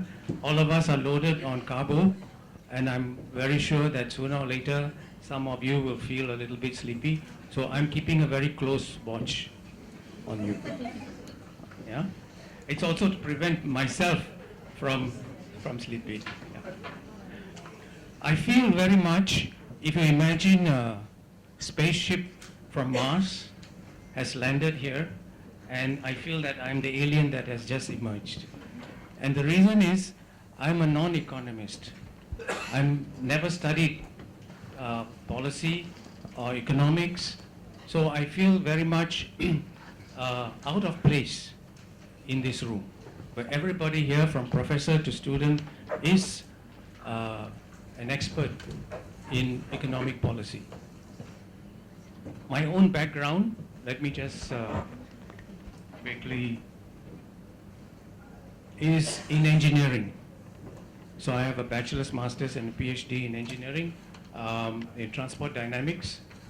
I started teaching at the University of Singapore in the Faculty of Engineering in 1972, which is not only before most of the students were born, but maybe even most of the faculty were born.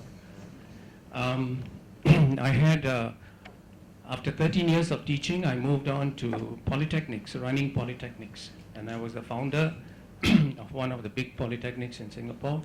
And then I became deputy president, which is the same as the deputy vice-chancellor of the National University of Singapore, which is the largest and most prestigious and oldest university.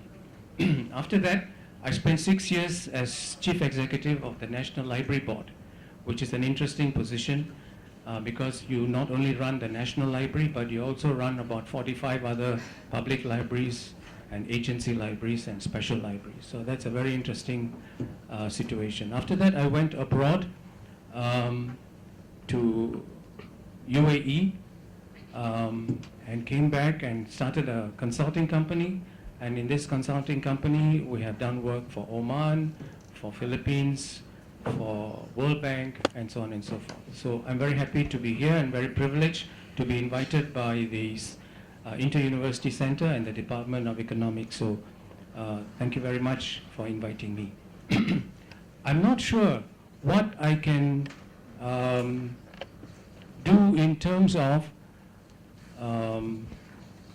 replanning or repositioning higher education in India, because you would need a lot more study and you are the experts. But I have been asked to speak on the structure and pattern of higher education courses in Singapore. So whatever lessons we try to bring from Singapore to India will always be contentious, because people will always speak on the differences between a very small island, very compact island, more manageable island than the vast diversity that is India. Okay? But nevertheless, it is always useful to know what goes on in the rest of the world, especially in Asia. So let's begin. But what I want to do is I want to draw an historical context. And the historical context is that what you might think of as Singapore. Those of you, how many of you have visited Singapore?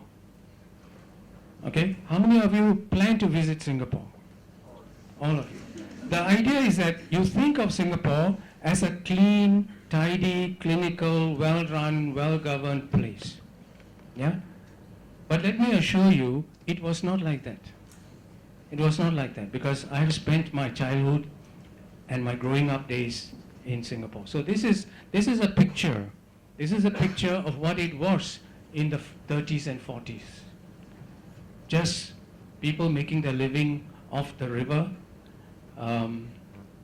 very crowded, extremely crowded, up to 15 to 20 people crowded into one room. And they sleep in 3 shifts on the same bed. That is the kind of situation and poverty that was in Singapore in the 50s, immediately after the war. So it was a very difficult time. And let me just give you a brief history, because not many people think of Singapore as having a history. But the point is, Singapore has always been subject to conquest by many, many different empires that come and go over time. Starting from the Sri Vijayan Empire, the Majapahit Empire, we became a vassal state of Thailand, of Siam in 15th century, and then became the capital of the Malacca Sultanate, which is in Malaysia, and then the Johor Sultanate after that. And then in 1819, a Britisher by the name of Stamford Raffles came to Singapore, landed in Singapore, discovered that it was very ideally positioned for British power, negotiated terms with the Johor Sultanate to make Singapore a British colony. So he made Singapore a free port and did some town planning, and immediately he opened up immigration. So we had vast numbers of people come in to Singapore from 1819 to 1830. Huge numbers of people came, and the population, which was only about 1,000, rose to 20,000, 30,000, 50,000, 100,000. And it rapidly grew as a mercantile and trading center. It became part of the Strait settlements. Let me just switch off this blooming cursor? Okay. And then we had very difficult times in the Japanese occupation. We were bombed, we were massacred, and then there was emergency rule in Malaya from 1948 to 1960 because of a communist insurgency. We attained self-government from the British for local affairs, for local municipal affairs in 1959, and then we decided to be part of a larger country called Malaysia in 1963, but in 1965 we came out to become solely independent. So the real story of Singapore, in a sense, the independent story starts in 1965.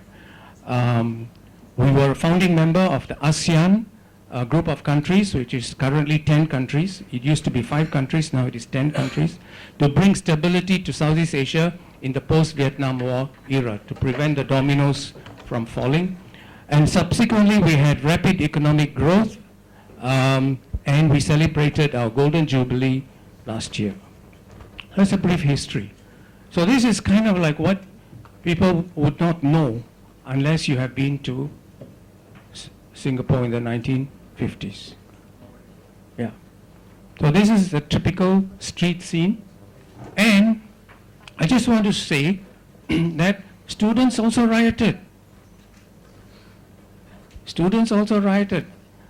Schools were closed. They were put in jail. They were expelled. So what has been happening in the 50s and 60s due to various agitation movements is not unfamiliar to you. Okay? So the question is, how did we overcome all that to become what we are today? So the parallels of Singapore's history and Indian history is not too far away. In fact, for many years, we were governed out of Calcutta. The British East India Company was based in Calcutta, and we were governed out of Calcutta. So you can see policemen chasing students outside the Chinese high school, schoolboys battle police, 26 injured, girls join in, here they are, and 142 pupils to be expelled, and so on and so forth. Students overrun 2 big schools. You know, so we've had a whole period of racial riots and agitation, okay? But we began to build, and Singapore 1972, and today, if you go to Singapore, this is what people see, and this is what they imagine. It has always been, but it's not always been like that. So, what are the characteristics of Singapore? The first and obvious characteristic is we are an island of finite land. Island of finite land. This is very difficult for most of you to imagine. Okay? So if you take a small island of maybe 400 square kilometers, 400 square kilometers at high tide. Okay? At low tide, we may get another extra 2 or 3 square kilometers. That is all the land there is for currently 5.6 million people. No natural resources. That means to say, no food is grown there, very little food is grown there, very little water, no sand, no fuel, no oil, no minerals, no mines, only people. Only people. Ethnically and linguistically diverse. Because the British allowed people from all over the world, Arabs, Indonesians, Indians from different parts of India, Chinese from different parts of China, Eurasians, Europeans, to come to Singapore and be there. So when we got independence, all of them were given the choice of becoming citizens or not. So of course most of them decided to be citizens. So this is the thing. So it's a linguistically, religiously, racially, ethnically diverse population. And it has no domestic market. In other words, in economic terms, you could not sustain an economy that was based only on its domestic population. So all of these given factors, these are all given factors. You cannot change them. You cannot change them. Based on these given factors, the policy imperatives are obvious.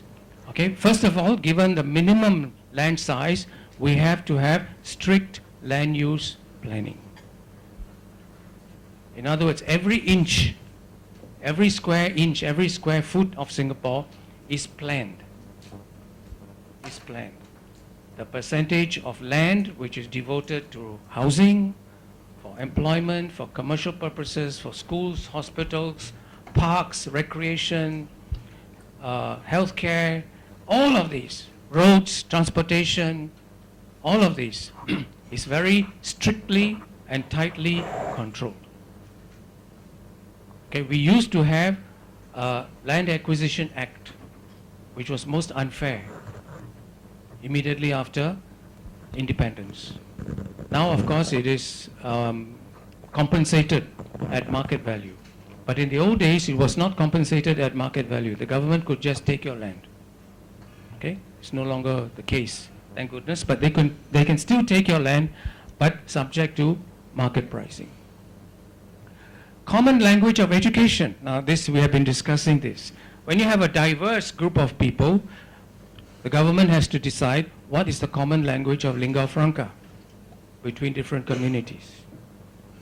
Without government intervention, it was Malay. It was Bahasa Melayu, which was the language of the region, where I grew up speaking Bahasa Melayu. Okay? So the government said, we will have a bilingual policy. That means to say you will study English as your first language, and you will study your mother tongue as either first language or second language. And then, of course, you can study a third language. And you will be surprised that for Indians, your first language is either Tamil, Gujarati, Hindi, Punjabi, and there are 6 regional languages which can be selected. Okay? For most, of course, for all South Indians, they will speak and go to school in Tamil and read and learn Tamil as a second language. Why is this? Because the government feels that the road, the vehicle to your culture, the vehicle to your roots is through your language. But that does not mean that you are not proficient in other languages. You have to be proficient, first and foremost, in communication. So common language of education. And this has implication because we used to have Chinese vernacular schools, we used to have Tamil vernacular schools, and we used to have Malay vernacular schools. And all of them were converted to standard English language schools under the bilingual policy. We used to have a Chinese language university. We used to have a Chinese language technical college. All of these were nationalized and merged with the existing English language universities. So all of these were political decisions of great importance and taken with great difficulty, with riots, with street fights, with protests, but in the end, the political will of the government prevailed to ensure that the bilingual policy was implemented. So whatever policies that government comes up with, it does not mean they are smoothly implemented. They are implemented with some difficulty. Now, thirdly, of course, is open markets. Because since you have no market of your own, the whole world has to be your market. And if the whole world is your market, you have to export to the whole world. You have to buy fuel from the rest of the world. You have to buy food. You have to buy manufactured goods. You have to buy computers. You have to buy everything. You have to buy water. So you are a price taker. You are too small to set prices. You take the price as in the world market. So if the world market says the price of oil today is XXX, you have to pay that. If the price of gas is so and so, you have to pay that. Okay? But you have to mitigate. You have to mitigate against the risks of price fluctuation. So the government has various policies for this. You know, one of the interesting things is our central bank does not set interest rates. most central banks all over the world control their exchange rate through interest rates. But we don't touch interest rates. Interest rates are set by the market. Because we trade with every other country in the world, it makes no sense for us to manipulate our currency. Fourthly, we need to respond quickly to economic changes. So as technology and communication and economics of blocks change quickly, we need to respond as soon as possible. And lastly, we have to train people with global mindsets. And this has led to other issues which I'll come to when I discuss challenges. So what role did education play in our society development? What challenges are now awaiting higher education? So let me run through how we got there. So firstly, we've been through 3 transitions. We had the post-colonial immediate system, we had a system for an industrial economy, a manufacturing economy, which was low wages, and then we moved to an education system for knowledge economy, and now we are into the transition of entrepreneurial innovation competency-based economy. Now all of these you are very familiar with because this has come up time and time again during the discussions and the papers. So I want to show you how we went through these transitions, and the transitions happened very quickly. So here you can see the transitions: 60 to 69 labor intensive, 70 to 79 skills intensive, capital intensive, technology intensive, and now knowledge economy, and moving on. But during this transition, they are difficult transition, but you can see that the GDP of the country has gone up, and the GDP per capita is now standing at 72,000 when it was only $1,310, and today it is 72,000 at current market prices. So the link between education and economic growth and national wealth and household wealth is very closely linked, very closely related. And it's very tightly linked between education and economic development. And I'm trained in systems thinking, so let me put this into a systems diagram.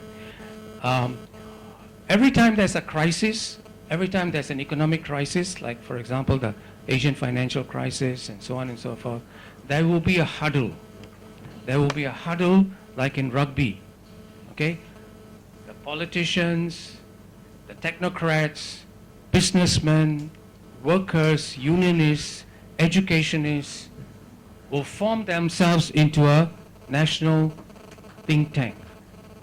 And this national think tank would have about 20-25 people from various sectors, small businessmen, large businessmen, foreign investors, everyone.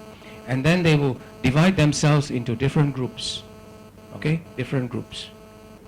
Tourism, hospitality, education, manufacturing, small businesses, and they will huddle for about 2 months. And then they'll come back together with a new economic direction. And currently today, we have such a huddle going on, and it is called the Committee for the Future Economy. If you want to know more about this committee, you can Google it. You just put Singapore Committee for the Future Economy, CFE, and you'll be able to see all the reports that they are generating about where Singapore should be headed, what should be the response of policymakers, what should be the response of educators, schools, primary schools, preschool, university, continuing education. All of this will be on that website. And when they come together, they will produce a white paper, and that white paper will be discussed in Parliament, and once it is passed, it is all steam along that direction. So this is what happens when you're a small economy. So you end up with a forecast of what are the gaps in competencies. So for example, if you want to go into pharmaceuticals, if you want to go into biotechnology, there will be an estimate of how many jobs are needed. If you want to go into healthcare, there will be an estimate of how many jobs will be needed. Nurses, technicians, radiologists, physiotherapists, doctors in what specialty, etc. There will be a projection of cyber security specialists. So each cycle will come up with some labor market forecasts and competency gaps, and then all the polytechnics, universities will start responding to this. They will create new programs, new courses, conversion programs, upgrading programs very quickly to produce those numbers with new skills and knowledge, and therefore there will be new market wage adjustments over time, which will then lead you to another master economic plan. Because when wages rise too fast, you'll have an economic crisis. When inflation rises too fast, you'll have another economic crisis. So all of these create a sense of continuous improvement, continuous change. You're never standing still. You're never standing still, because the economy continues to shed people, shed jobs, and create new jobs. But the people who have been shed, retrenched, don't have the competencies and skills to move into the new jobs. And this is where a national program is always there to catch all these people and put them into retraining. And this is done by universities, polytechnics, and adult education boards. So, in the early days, immediately, in 1900s to 1960s, there were really three types of training, mostly focused on vocational training in construction, metalworking, electrical wiring, automotive, and then you have higher level training in nautical and marine, because we were a shipping center. We put sailors on ships, we put marine engineers on ships, draftsmanship, surveying, bookkeeping, and then professional diplomas in engineering, architecture, and accounting. And at degree level, the first kinds of degrees which were established in 1905 by the British were in arts and social sciences and medicine, and later on in science, physics, chemistry, biology, and botany. So you can see these are extremely traditional fields. If you were to start a university today, you would not be doing this. You would not necessarily have a faculty of engineering, faculty of architecture, faculty of accountancy, faculty of science. You will do it completely differently. And this is what we have been doing. Okay? And then as we moved along from the 60s to the 80s, because of the split between Singapore and Malaysia, we had a University of Malaya campus in Singapore and a University of Malaya campus in Kuala Lumpur. Now, when this split happened, some of the faculties which were existing in Singapore moved over to Kuala Lumpur. So we lost those. So we had to rebuild them. And one of those faculties which we lost was the Faculty of Engineering. So we took our professional diplomas and converted them to degree programs. So the upgrading of professional diplomas to degree program, and therefore the establishment of relevant faculties, for example, engineering, architecture, and accountancy. And then we introduced, as the economy started to move along, we introduced applied science, computing, mathematics, and later on business courses, and the merger of the Chinese language-based university, which was Nanyang University, into the University of Singapore. And we became the National University of Singapore, which was at that time, in 1975, 1976, the sole university in Singapore. Only one large university. Okay, no more Nanyang University. Then, as the economy continued to grow and as part of the cycle of renewal, the government started a new technological university because they felt that we needed people with practical engineering, applied engineering.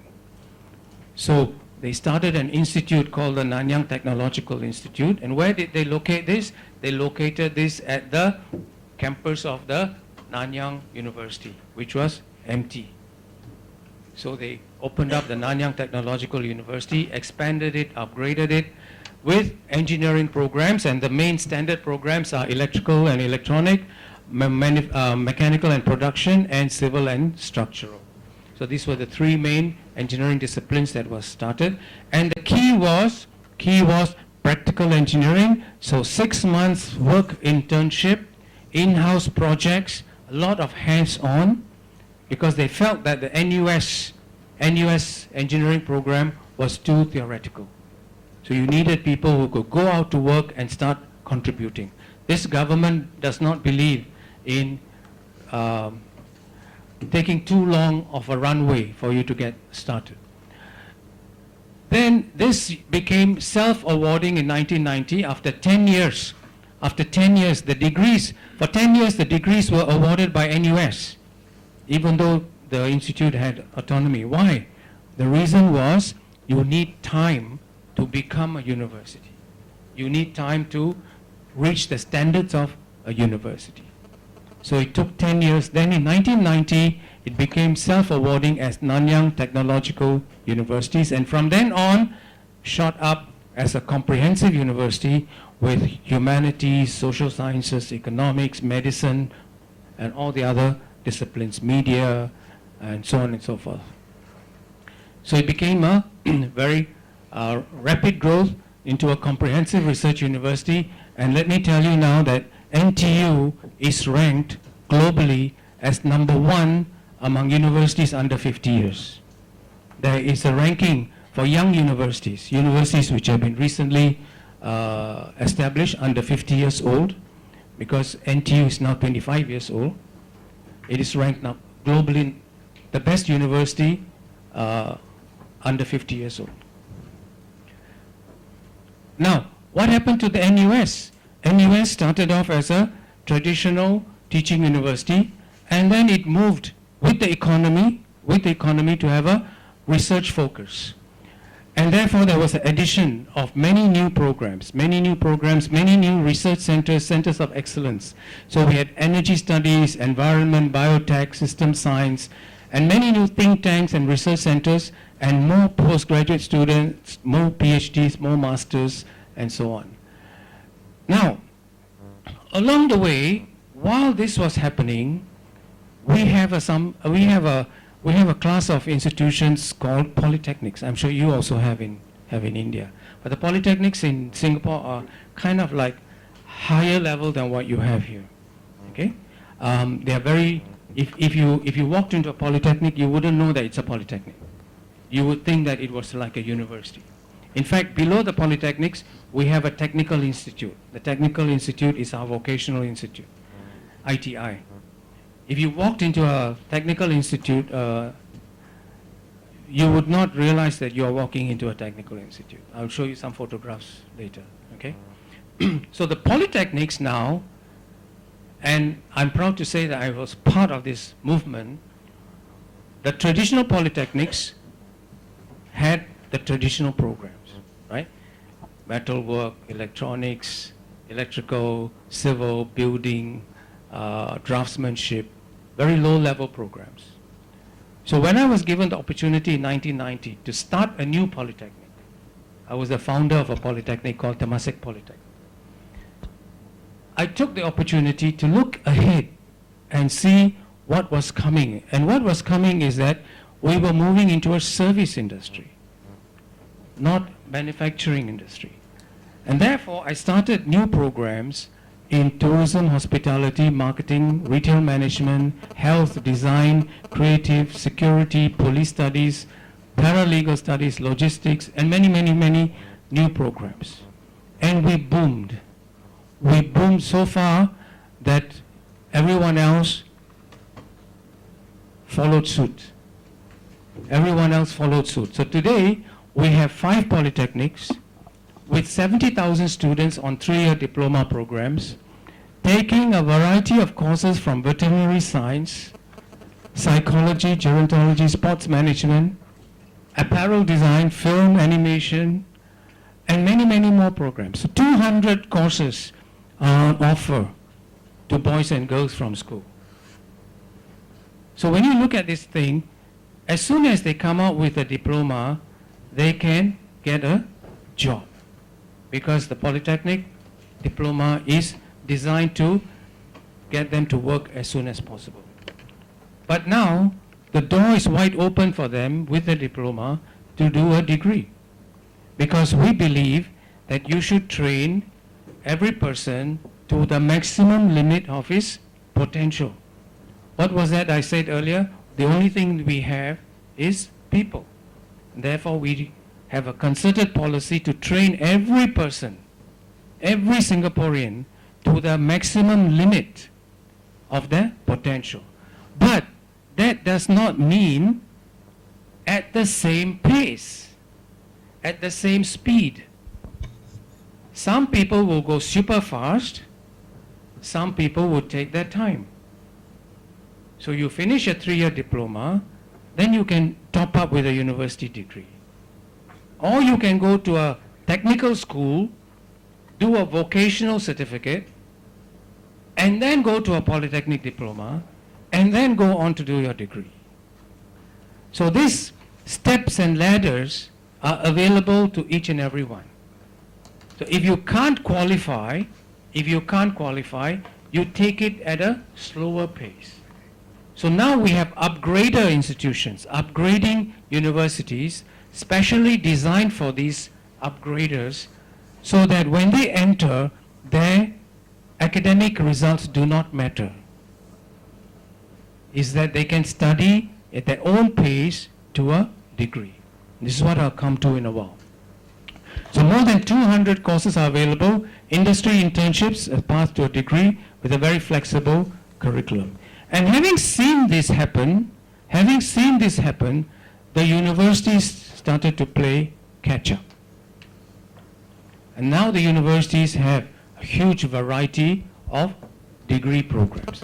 It used to be that polytechnics were behind, always following the university's lead.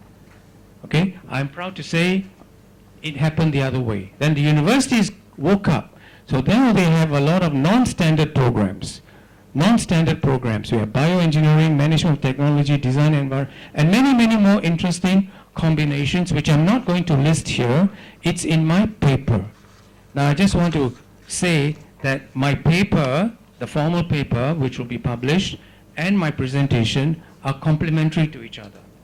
My presentation does not follow my paper back to back. So you'll have to read my paper while you're absorbing my presentation. It's not the same. They follow closely, but more details can be found on the paper. So there's a complete list. Of all these interesting combinations. How is this possible? It's possible because of modularization of the courses. In other words, the British system of annual examinations and annual course of study has been changed to the American modular semestral system. Once you have that, you can flip your courses. You can take whatever different module you want. So a lot of experimentation is taking place. For example, NUS has been experimenting with no recorded grades in the first year. Isn't that great for you? So you study your entire first year without worrying about whether you're going to get a GPA of whatever. You can opt to take the exam, and then you can opt not to have the exam counted. Or you can opt not to take the exam. Why would any university do this? Why would any university say, it doesn't matter what grade you take? Because it feels that in the first year, let the student experiment. Let them see what interests them. Let them try out 5, 10 different, 20 different programs. Let them sit in, let them do projects. Let them do multidisciplinary work. And then, you don't grade them. Because when you don't grade them, the interest in the subject will increase. They actually learn more. We have a philosophy now in Singapore schools, which is called teach less, learn more. Okay? Teach less, learn more. You can Google this. In other words, teachers have been told, don't overteach. Teach less and let the students actually learn more. I have my own parallel philosophy of this. My parallel philosophy, let me just explain this to you briefly. It's not in the paper and it's not in my slides. I believe in just-in-time education and just enough education. The way we teach our students is just-in-case education. We overload our students with lots and lots of things which is already available on the internet. What they need to know is just before they face a problem at work, professional work or engineering work, architecture work or social science work, economics work, they only need to know just before they face it, just before they need to solve it. So if a research issue comes up, a work issue comes up, a design issue comes up, they need to know enough when they face the issue. They don't need to know everything beforehand. And secondly, they need to know enough, just enough to be able to fix the issue. They don't need to overkill the issue. So the future of education is based on the premise of just in time and just enough. That's my philosophy. Okay? I feel that unless we reform higher education into a problem-solving mode, we are going to continue to employ tons and tons of professors. Now we have also started overseas incubators in global startup hubs. 1 year experience, overseas experience for large number of students. So we have started incubator hubs in Silicon Valley, in Shanghai, in Bangalore, in France, in Australia, so that students can take a whole year off and they can go to Silicon Valley, they can study in Stanford University, they can go to Bangalore, study at the university there, they can go to Shanghai and study at Chiao Tung University for 1 year while they are attached into an incubator and doing their own startup experience. On top of that, majority of students are given overseas exposure, either through exchange programs or internship programs or job attachment. The idea is to get at least 50% of student or 100% of students to have at least one overseas experience. And you can imagine this impact that this will have. Then I mentioned already, NTU develops into a comprehensive university. So if you look at the way since 1982 it was very steady, suddenly starts growing the number of single degree programs, okay, in NUS. So we have about 32 single degree programs, and on top of this we have another 45 dual degree or hybrid programs. So if you look at the list of dual degree programs, they are extremely interesting. There are combinations that you wouldn't have thought about. They're not simple combinations like economics and management. It would be much more esoteric. It would be things like psychology and entertainment technology. So the amount of multidisciplinary work which you can do, because as a speaker said this morning or yesterday, innovation happens when? The innovation happens at the boundary between disciplines. When disciplines clash and disciplines discuss with each other, that's when new ideas are created. New business models are created. Not within a discipline by itself. Within a discipline, you get incremental change. But your big ideas come at the confluence of disciplines, between health and technology, between technology and business, between engineering and architecture, between environment and economics. That's where your big ideas and groundbreaking changes will come from. So you need students to be able to interact with other students of other disciplines, and this is what we do. And on top of this, we have created residential colleges. So within each campus, we have residential colleges where they get seminars and lectures and classes and tutorials, not in the university building, but in the residential college itself. And within the residential college, of course, you'll have multidisciplinary students living there. So the opportunity for you to meet with people of other disciplines is very, very high, very high. So this idea of having dual degrees, hybrid degrees, has taken off in a very big way. So how do public and private universities get accredited? How do they get measured for quality? So we have something called CAFU, which is the Quality Assurance Framework for Universities, and this applies to all public universities. Any university that receives public funding is subject to the CAFU framework. You can Google this, QAFU, and you will find all the materials there. This is an independent audit of performance in many dimensions, not just in graduate output or numbers, but also in graduate employment, in international staff, in international students, in the number of patents. A lot of dimensions will be measured by an international panel, and this will have international experts. It's subject to KPIs. In other words, the university promises to deliver certain KPIs, and therefore the audit will look at whether they delivered those KPIs. This CAFU audit takes place once in 5 years. Only once in 5 years. The reason is it takes that long.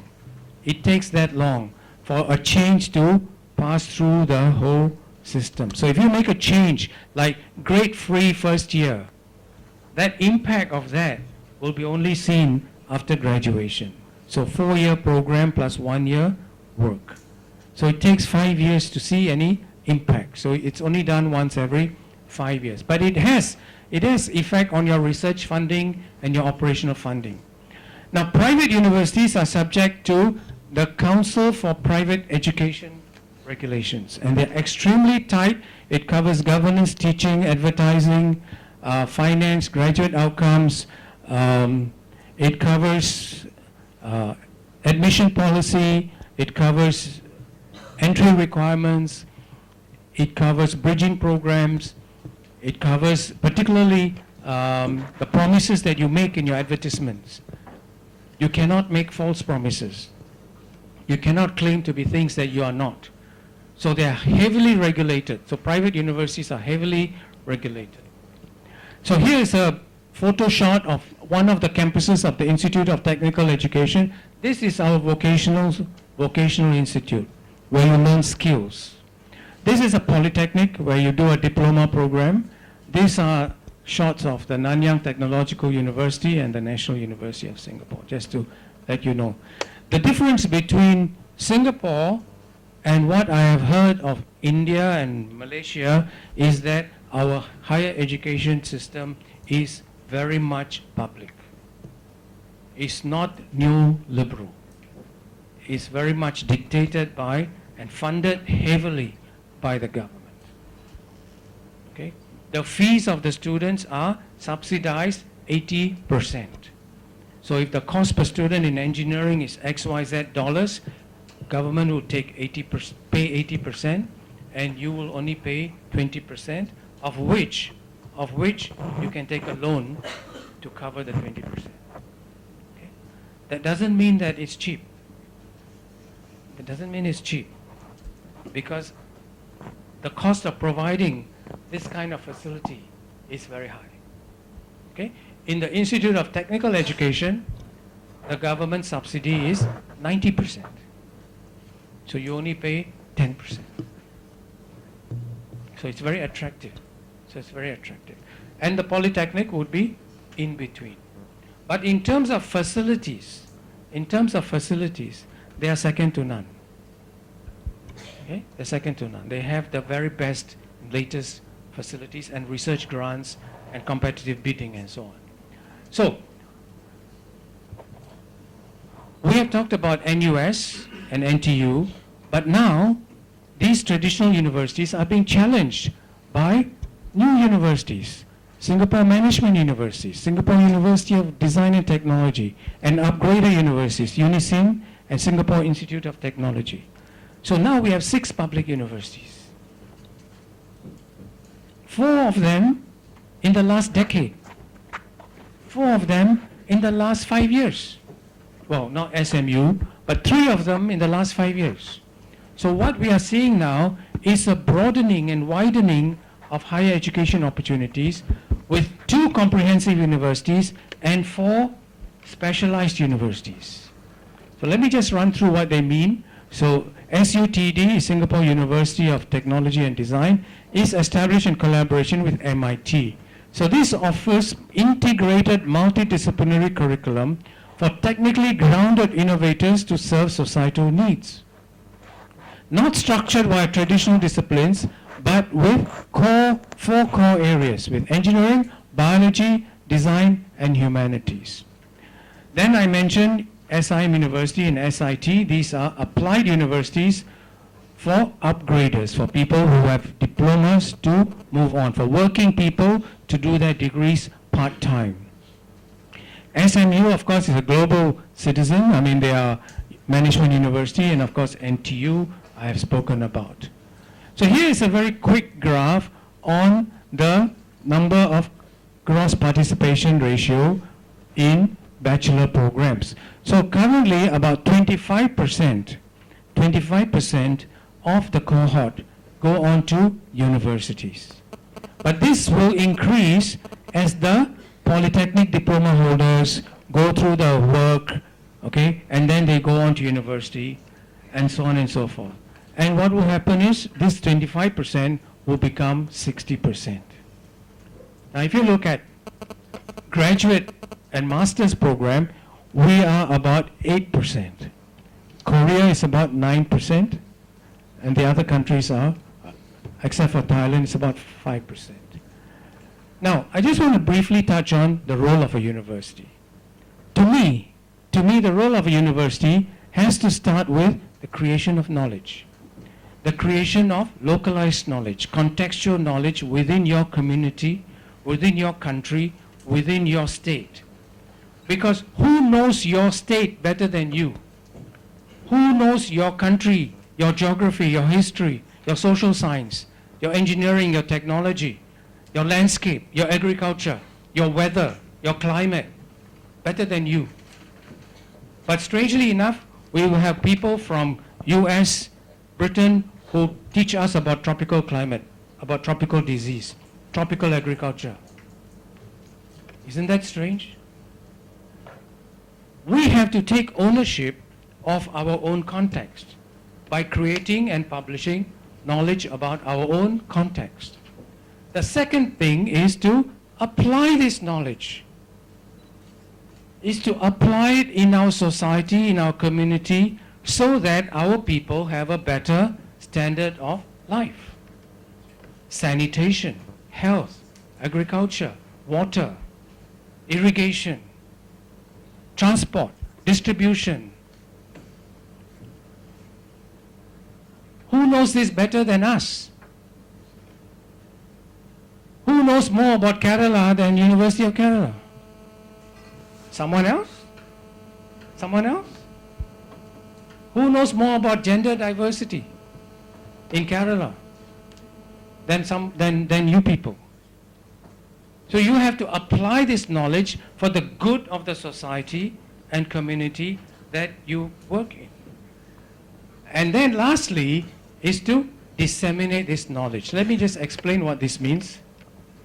So knowledge creation is through research, is through thought leadership, is by challenging conventions. I'm very pleased to know about the Alternative Economics Center here.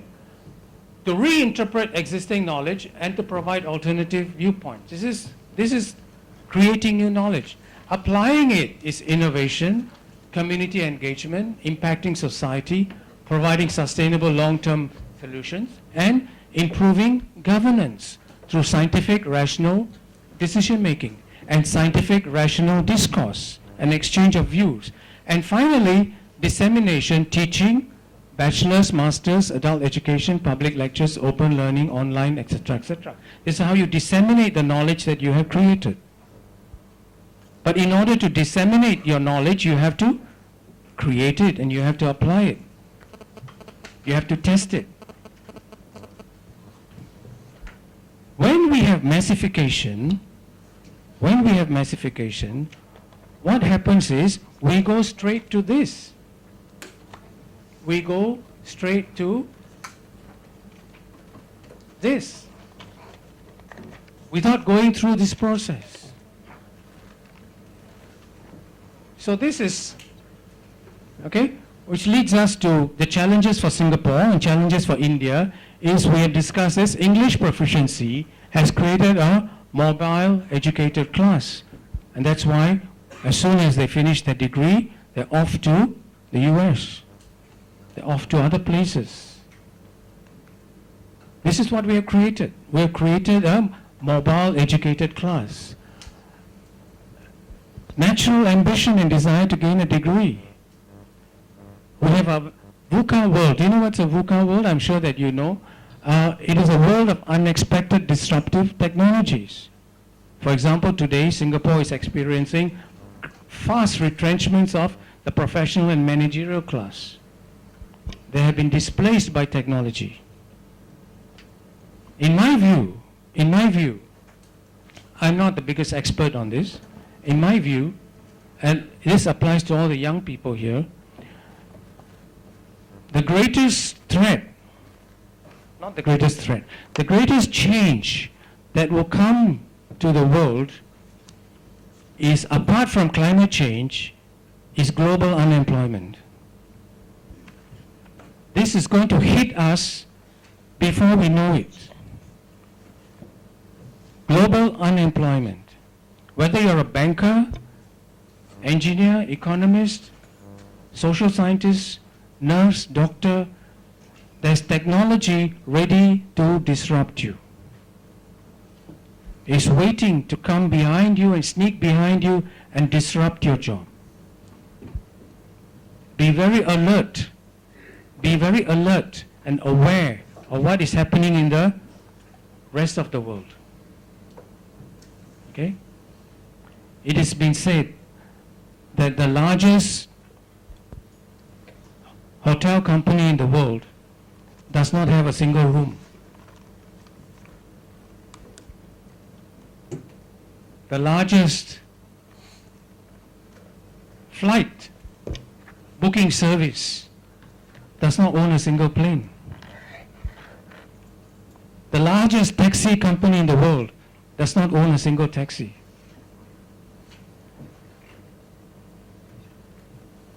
So are you going to be immune? Is higher education immune?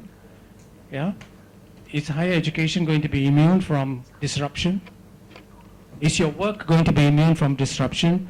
So let me, Mr. Chairman, finish up by saying that there is change in the employment arrangements from bureaucratic system to networked, globally networked work arrangements, where you will be networked in a project team with people from Singapore, from Vietnam, from China, from US, from Australia, doing a project overnight. And then you move on to another team with another group of people who are networked. And on some occasions, you might be the serial master. On some occasions, you might be on their periphery. But this will be dynamic. This will change. You will no longer work necessarily in a hierarchy. In fact, if you do not maintain your skill sets, if you're not the master of your own skills and knowledge, and you're not continually upgrading it, you run the risk of being retrenched. Find yourself jobless. Okay? Or I won't say jobless, I will say workless. Workless, because job is in this category, work is in this category. Okay? So this is where is higher education shielded from disruption. I was told that as soon as the two large textile companies opened in MG Road, all the other little textile companies disappeared. They were disrupted. So what happens when your multi-brand department stores come on? All your mom and pop shops will disappear. Okay, so therefore, we have started a new movement called Skills Future. And therefore, lifelong learning is the new mantra. This is a picture of the Lifelong Learning Institute in Singapore.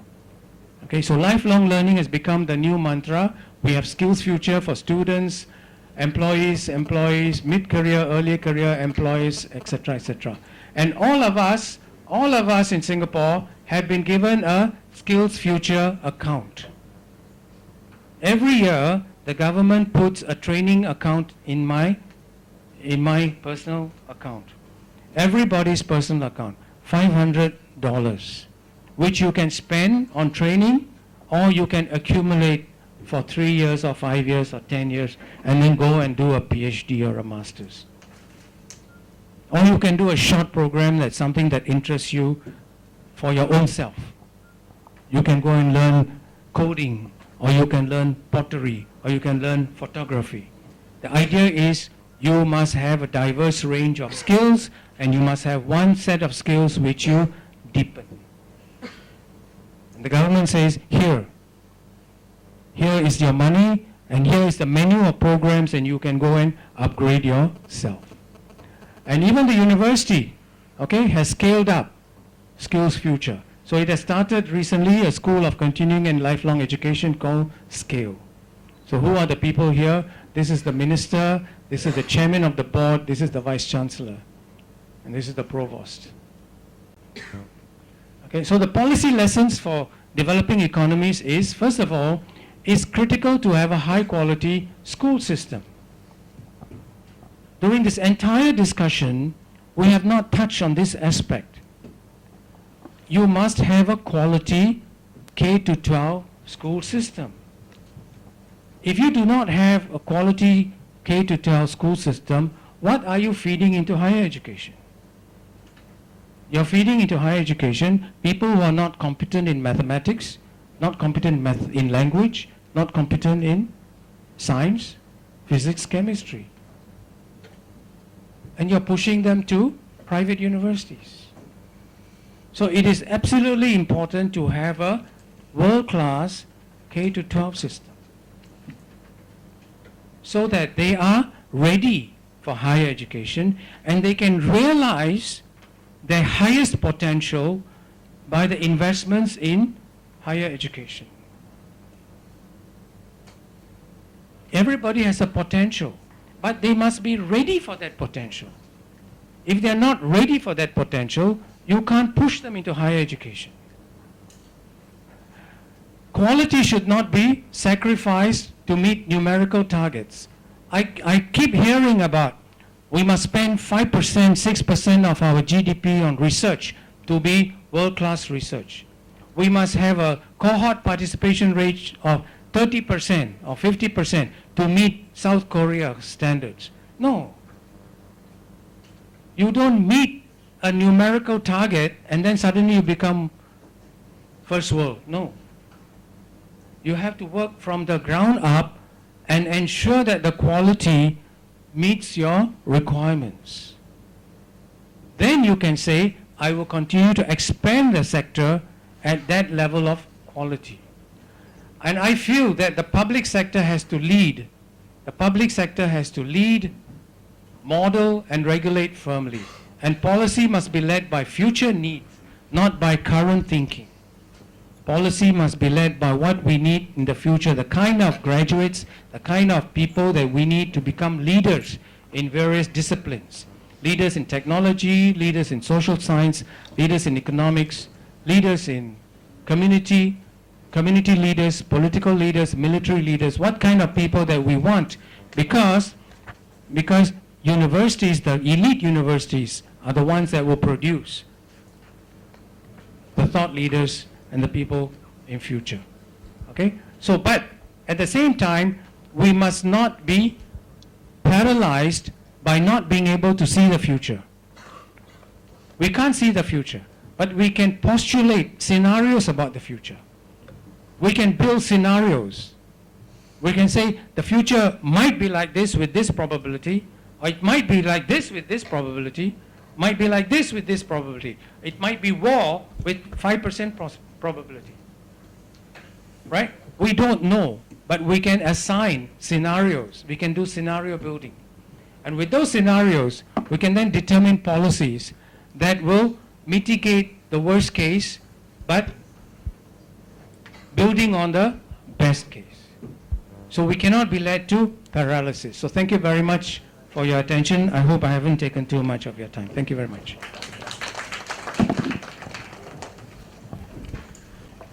Before Manish could begin, can I say something or that's okay? Yeah.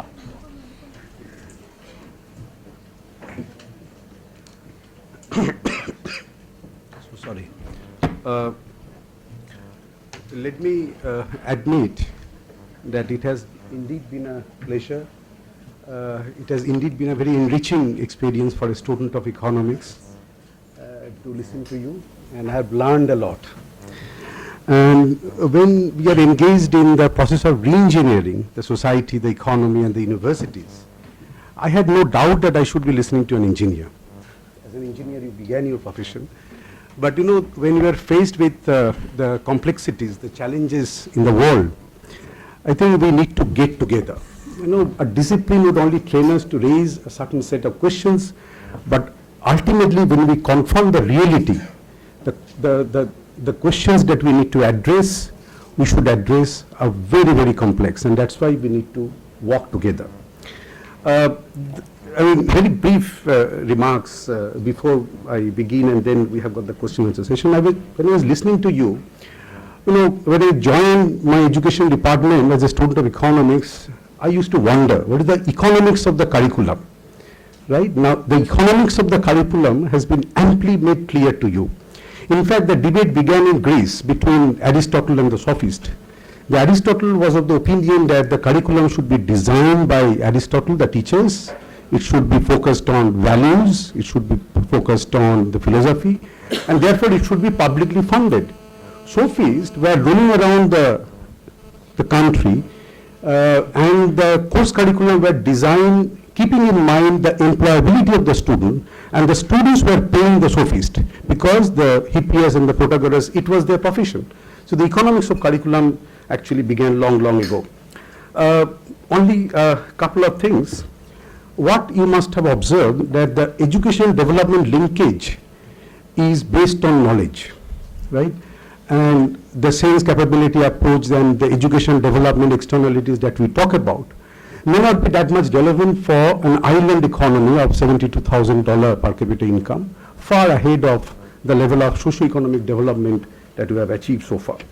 Now, what is the nature of policy making? I mean, as a social scientist, very often I wonder, the research that we do, how do they contribute to the policy making?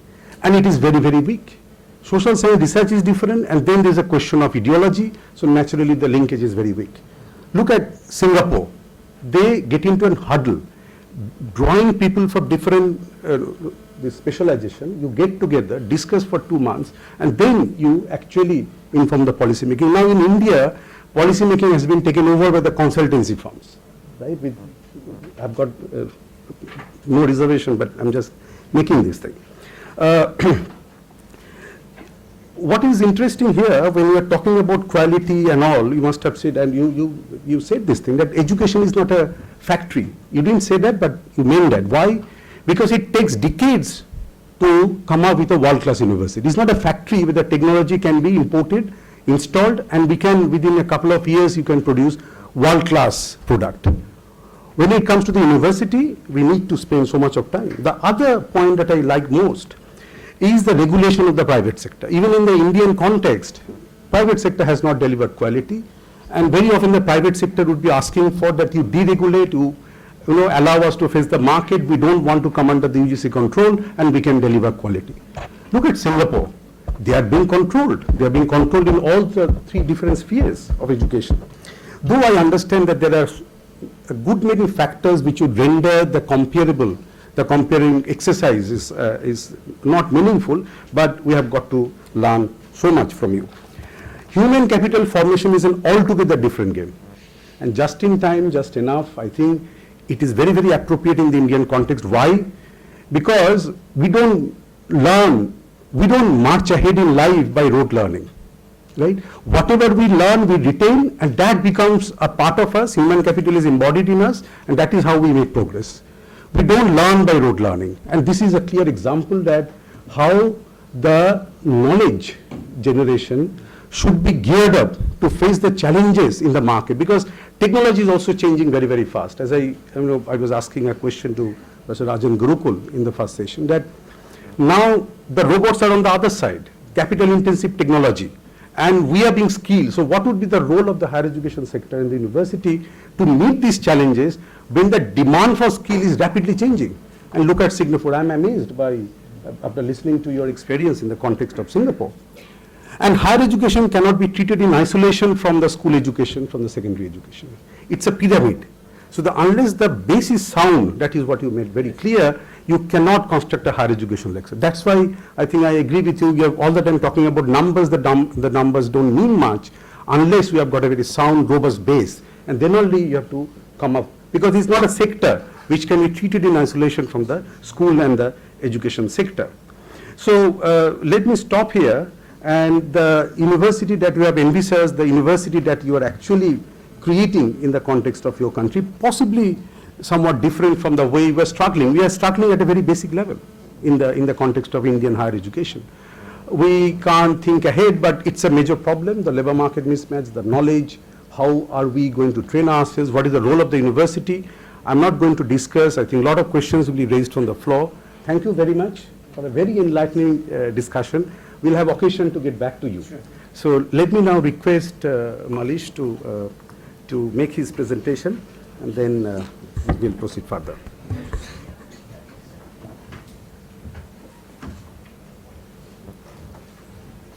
Should I sit to the other side?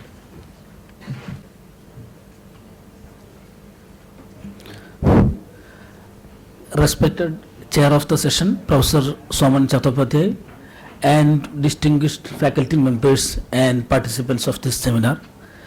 The last 2 days we have been discussing about the various aspects of higher education in India and abroad, from regulation, quality, many such issues. So I am going to talk about one of the least discussed issue and the least discussed stakeholder of higher education, that is student community.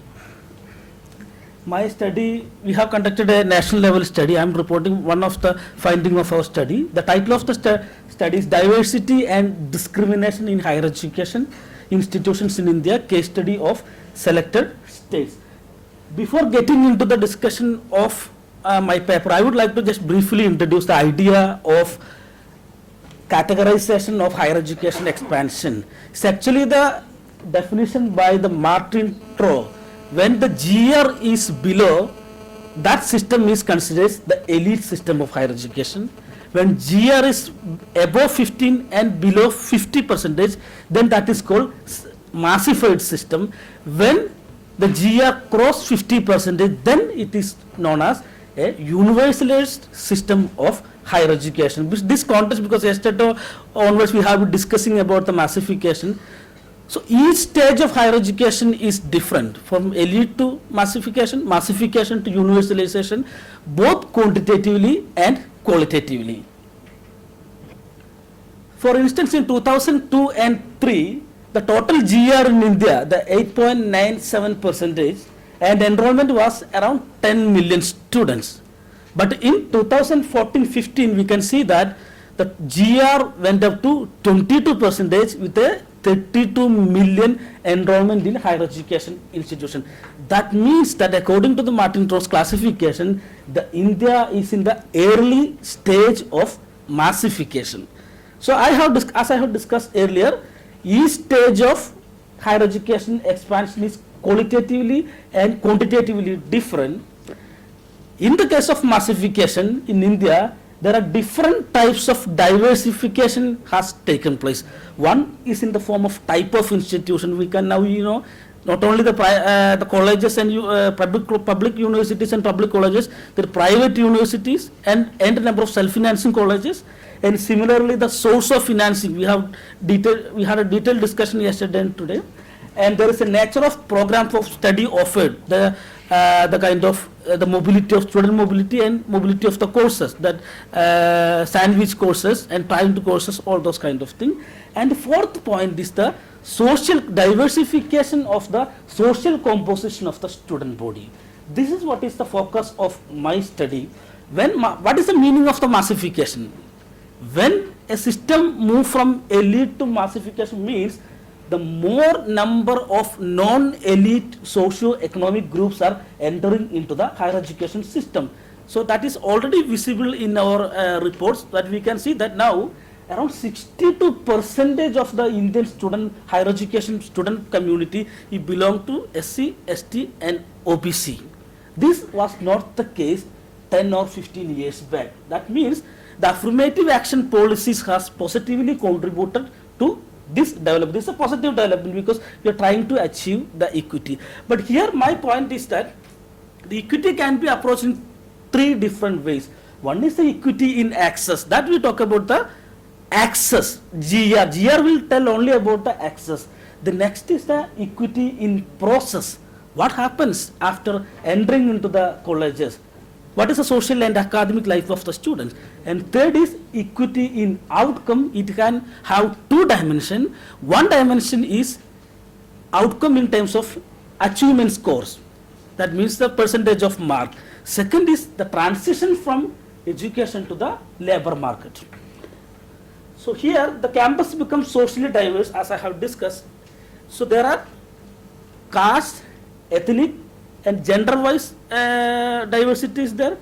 Class, for nowadays, the students from the rich families and poor family also coexist in higher education campuses. Although the disparity continue to exist, now campuses are not like a homogeneous. Maybe 20-25 years back, if you go to any college, you can see that only the affluent class, affluent caste will be studying in college. That situation has been totally changed. And fourthly, the first in family. There are good significant proportion of the students are first in family or first generation higher education learner. What does it mean?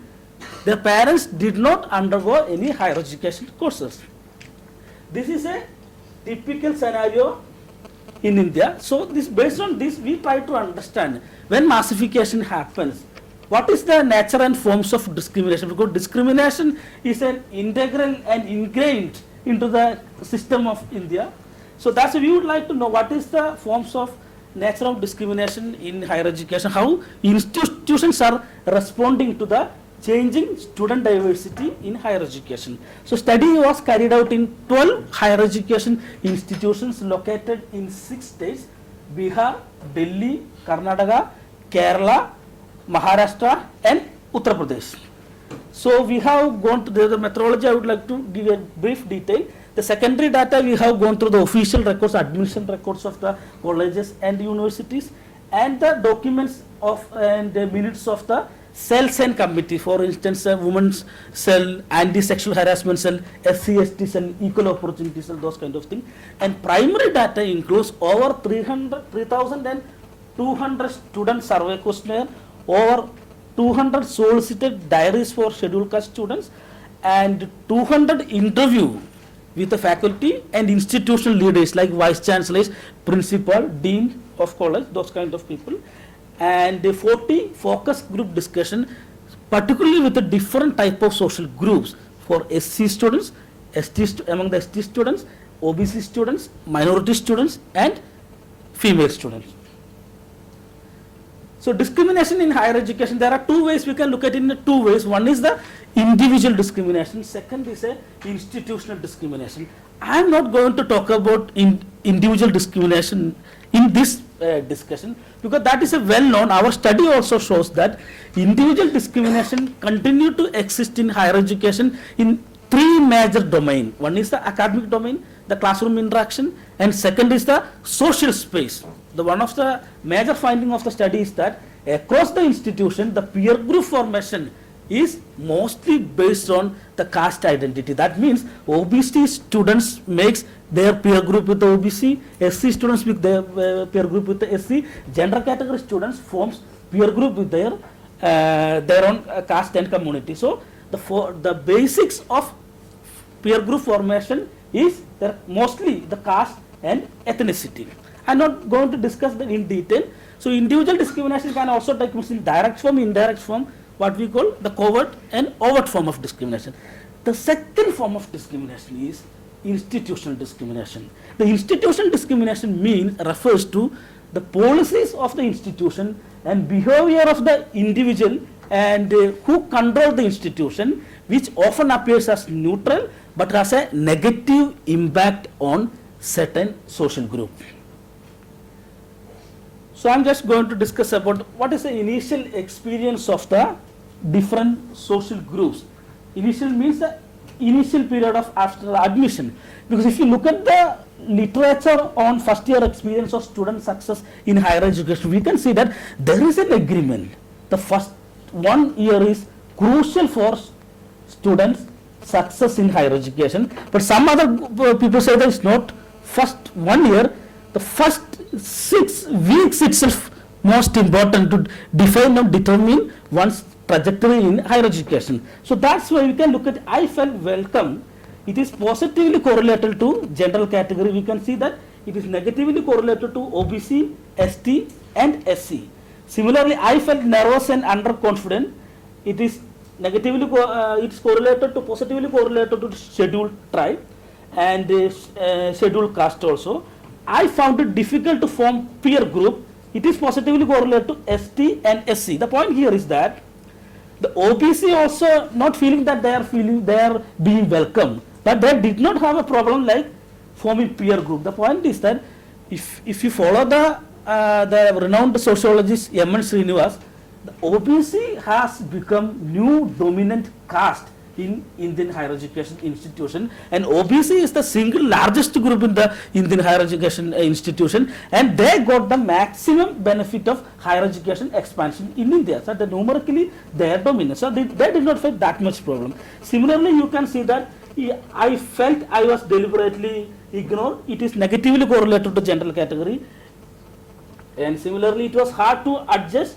It's again positively contributed to ST. Similarly, we can see that in initial stage, they find, especially the scheduled caste and scheduled tribe, find it difficult to adjust with the new environment.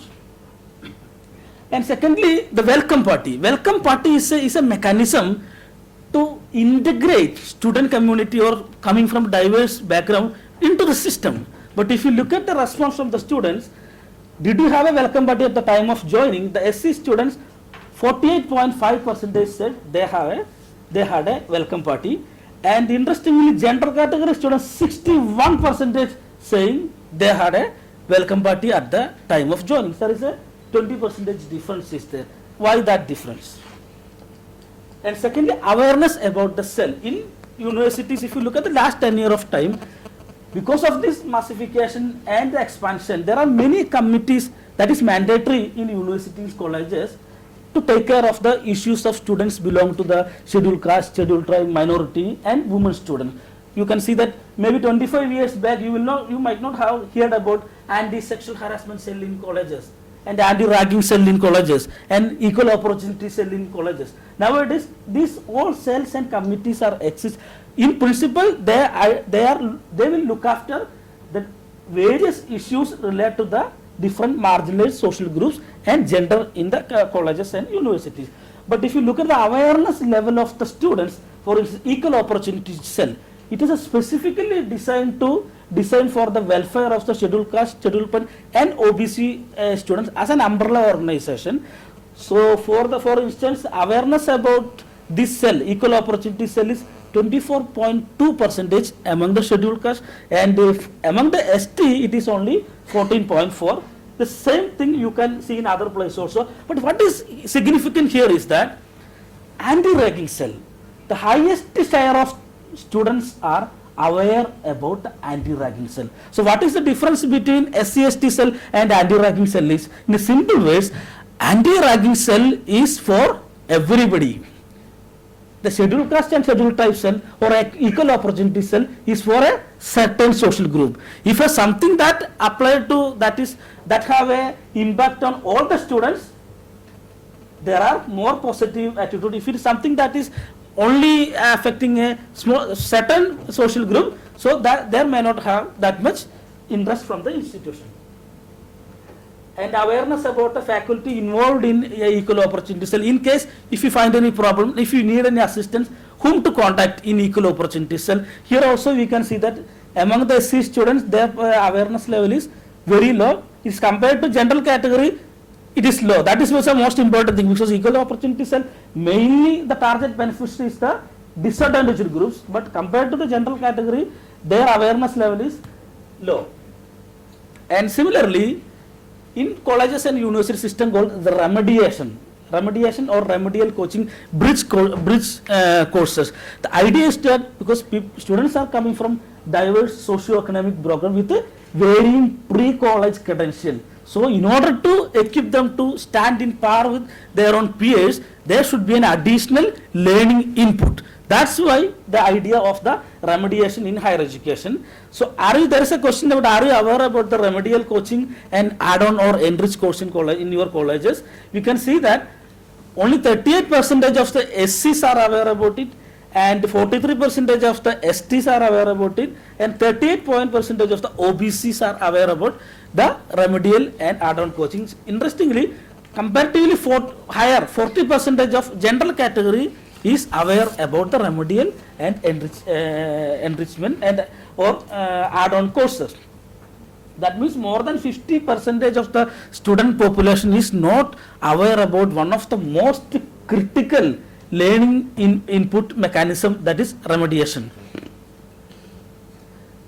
So institutional response to student diversity. We had, as I have mentioned, several rounds of interview with the institutional leaders. I would like to give you an example from Bihar in Patna University. So we went to meet a Vice-Chancellor, not Vice-Chancellor, a principal of a college.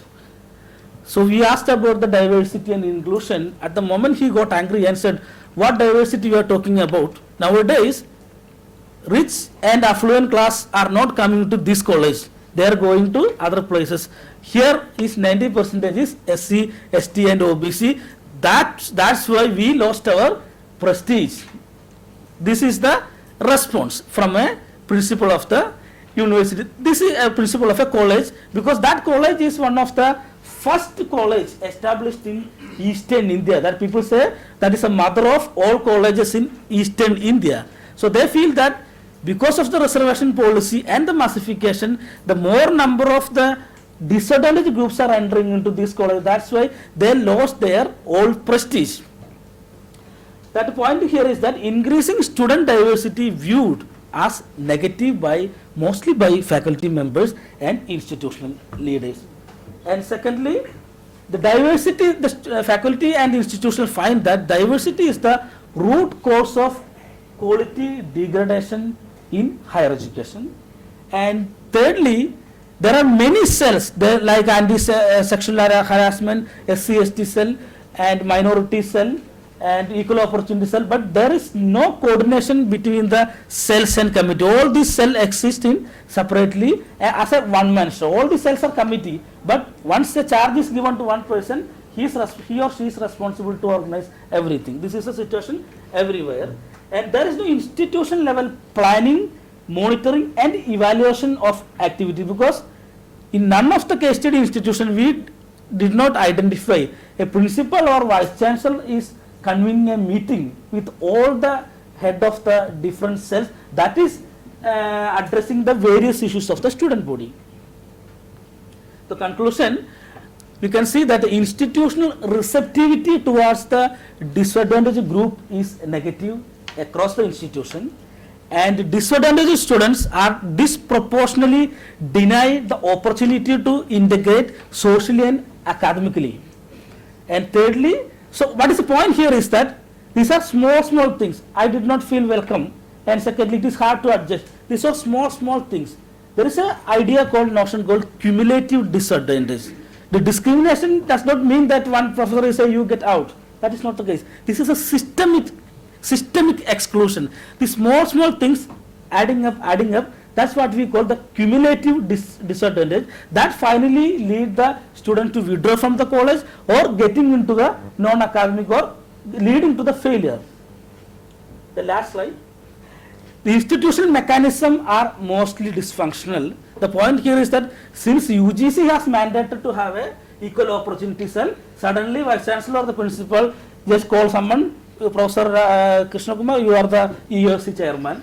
That is the way the committees are formed, and after that nothing is happening. So all the mechanisms are exist only for the namesake. And there are, if you discuss about the many such issues, many said we don't have any such policy, because my point is here, no policy itself is a policy. If the majority, for instance, in Maharashtra, Nagpur, 87% of the students belong to SC, ST and OBC. Only the 13% is from general category or the upper caste. But they don't have a policy for how to uplift the student, how to improve their academic proficiency and all those things. So point is that no policy itself is a policy. And institutional discrimination is ingrained in the way in which institutions function. We cannot identify institutional discrimination. If you directly go there, you may not be able to identify institutional discrimination like our individual discrimination. That's why we have to change our lens to the idea of institutional culture. So if you want to, institutional culture is a historically transmitted meaning embedded in symbols. So that is also, institutional culture is also known as, not that they force that which hold together ideology and action in the university. So our study finds that the institutional culture in universities and colleges are non-conducive to the marginalized students and the idea of diversity. And finally, if you want to make any change, we have to change our lens to the institution where teacher has an important role to play. For instance, there was a discussion earlier regarding what is to be done to improve the learning of the diverse student body coming from diverse socio-economic background. The typical answer from the teacher is, it's not my fault, the problem is with the school education. But if you get an opportunity to talk to a school teacher will say, it is not our fault, it is a fault with their family. If you go to the family, you will find another problem. The responsibility is getting shifted to one to other place. There is no end to that. So time has reached now to look at closely the institutional culture to promote equity in higher education. Thank you. Okay, thanks Malish.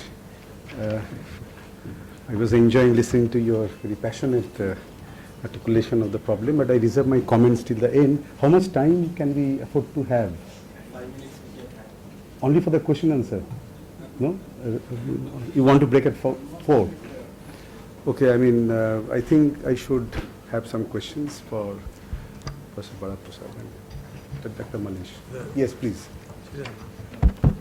For diversity and discrimination, we are going to have another session tomorrow. Tomorrow. Mr. Varaprasad, Yes.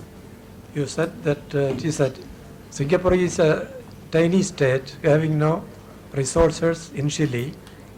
I ask, what is the main source of revenue for financing this higher education and other sectors? Main source of government revenue. Main source of government revenue. Yes, yes. Main source of government revenue is income tax, property tax, corporate tax. Yes, yes. The evolution of taxes from which year? Evolution of taxes levied. Taxes levied from which year? Since the beginning, 1965? No. Since the which year the evolution of the taxes? When the government was formed, I mean, when you got separate, 1965, Yes, the independent government. Yes, yes.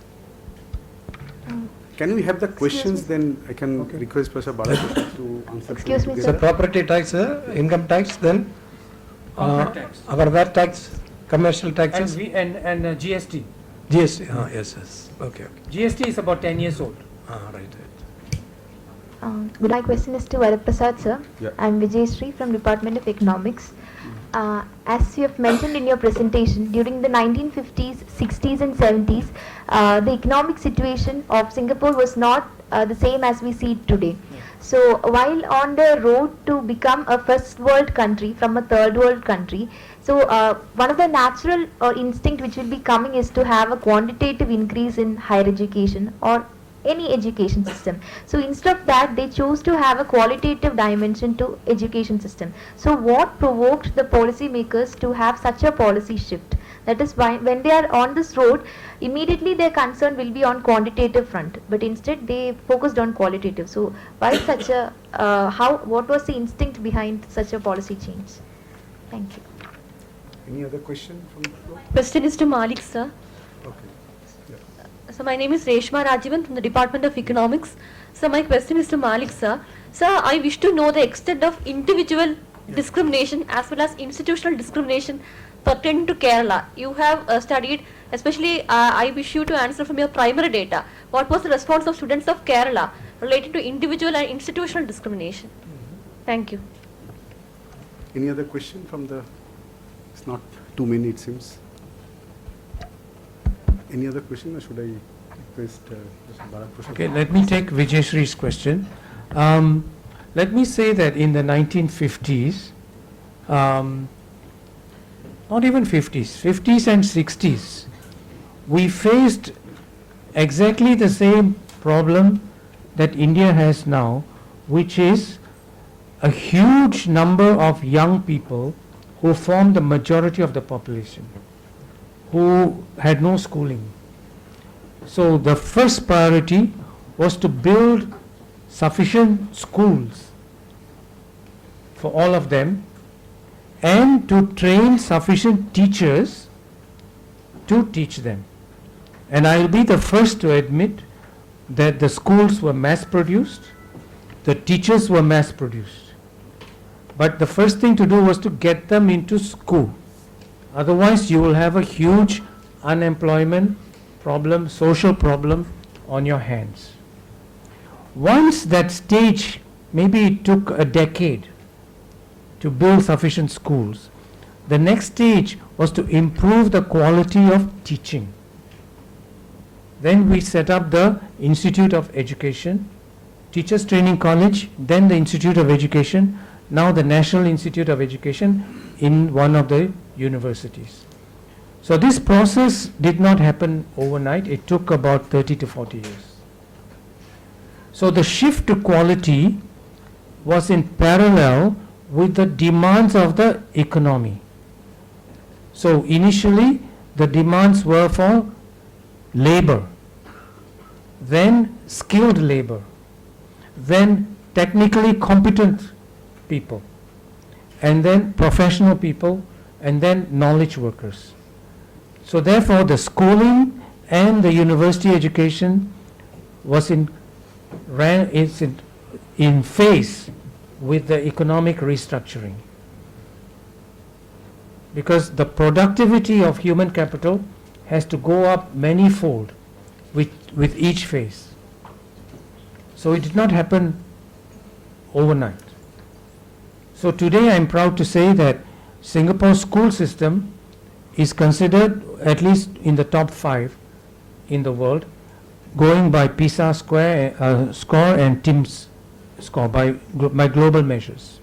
And NUS and NTU are ranked 15 and 16 in the QS world ranking. And NUS is in the top of the Asian universities list. But it took time.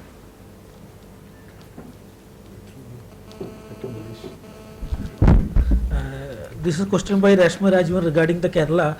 Kerala, we have selected 2 institutions under University of Calicut.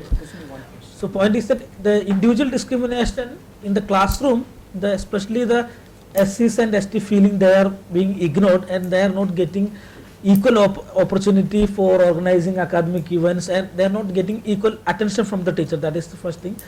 And social space also, we can see that in Kerala also, the question is that who is your best friend?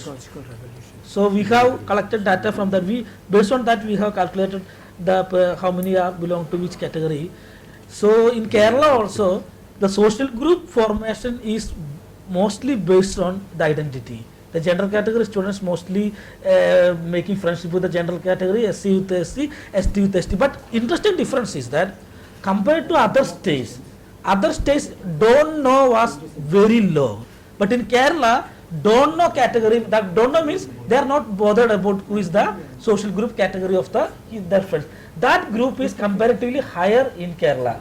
And that's the first thing. Secondly, the institutional mechanism are dysfunctional in Kerala also. But the difference is that at a national level it is viewed that the student politics as a very negative thing.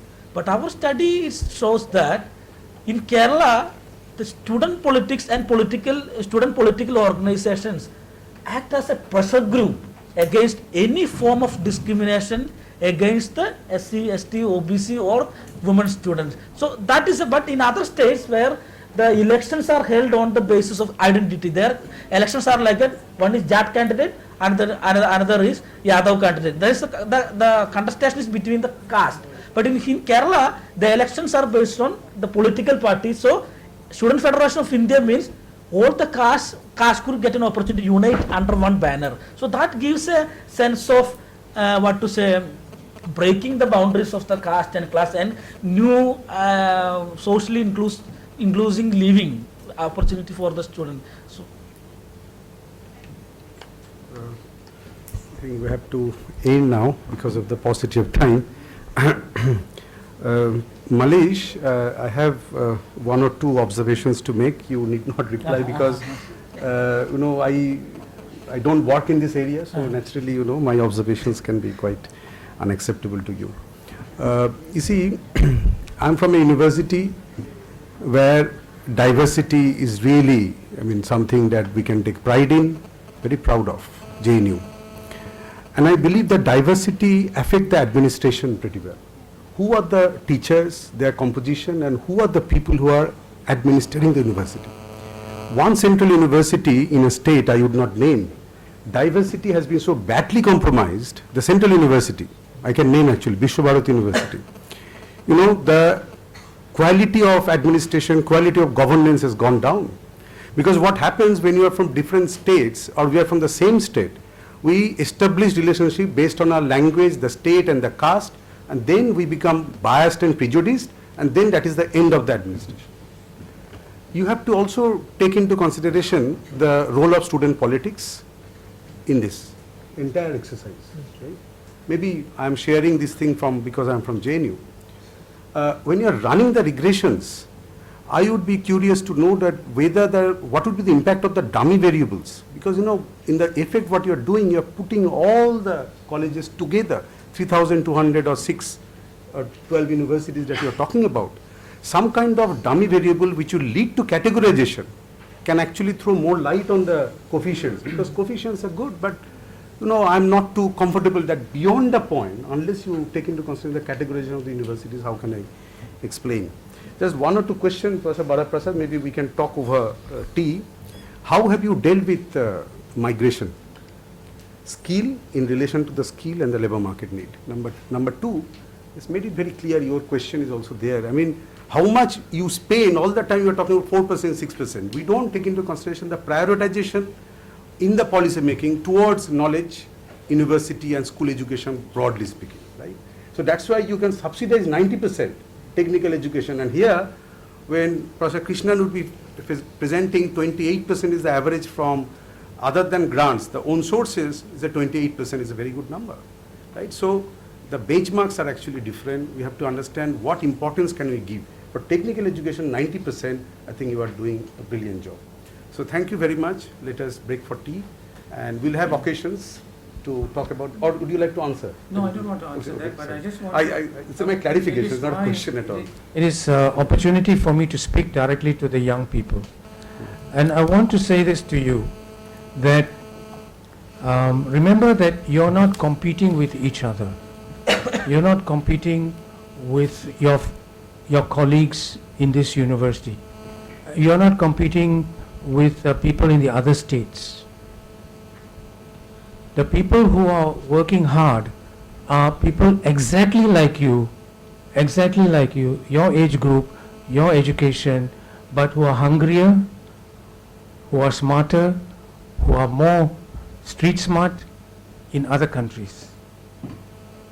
In Brazil, in Vietnam, in China, in Europe, in South America, in Eastern Europe, who are ready to take your lunch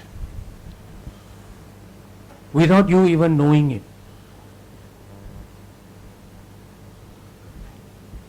So what I'm saying is, be paranoid. Be paranoid about your knowledge and your skills and how you apply them to create wealth and opportunity for yourself. Because you have been given huge opportunity by coming to University of Kerala Department of Economics and to do postgraduate studies. But don't be fooled by the fact that you are sitting here and competing in who is going to get first class, who is going to get second class. So you all have to collaborate and cooperate with each other to beat the competition that is going to eat your lunch otherwise. Thank you. We had the last word. It was a very good piece of advice. And both the presentations, I think they deserve a big hand.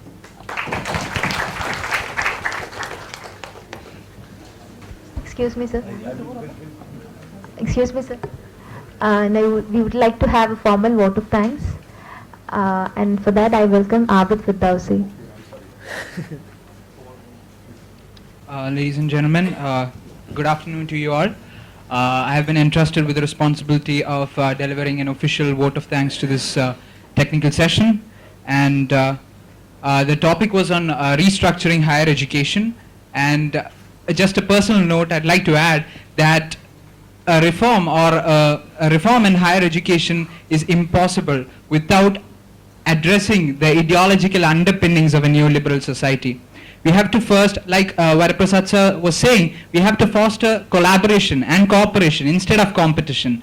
That is what we need in order to create a better society for us. And with that, I get into the formal vote of thanks. I extend my heartfelt gratitude to the chair of the session, Professor Saumen Chattopadhyay. Thank you, sir. And the key speaker was Professor Varaprasad, who provided a comprehensive analysis of the higher education system in Singapore. He rightly pointed out that the show needs to be run by the public sector, as in Singapore, while the reverse trend is happening in India. He also talked about the success of hybrid courses. Even National University of Singapore is offering a behavioral economics course. It's the only university in Asia that is offering behavioral economics, which is an integration of economics and psychology. So we see the success of hybrid courses and the necessity of such hybrid courses in higher education. And I hope that the activities of the Inter-University Center stands as a testament to the much needed heterodox multidisciplinarity that is required. And the next speaker was Dr. Malish. Dr. Malish in his presentation looked into an aspect that is largely ignored, and he ignored in normal discourse. He focused on the discrimination that is faced by marginalized in the universities. He rightly pointed out the institutional dysfunctionalities that furthers such discriminations. But sir, with all due respect, I'm sure that our Department of Economics is an exception to your observation. Anyway, with that, we come to an end of the technical session. I'd like to thank each and everyone who is assembled here. I'd like to thank Salim sir, the teachers, the research scholars, and the students who have assembled here. Thank you one and all.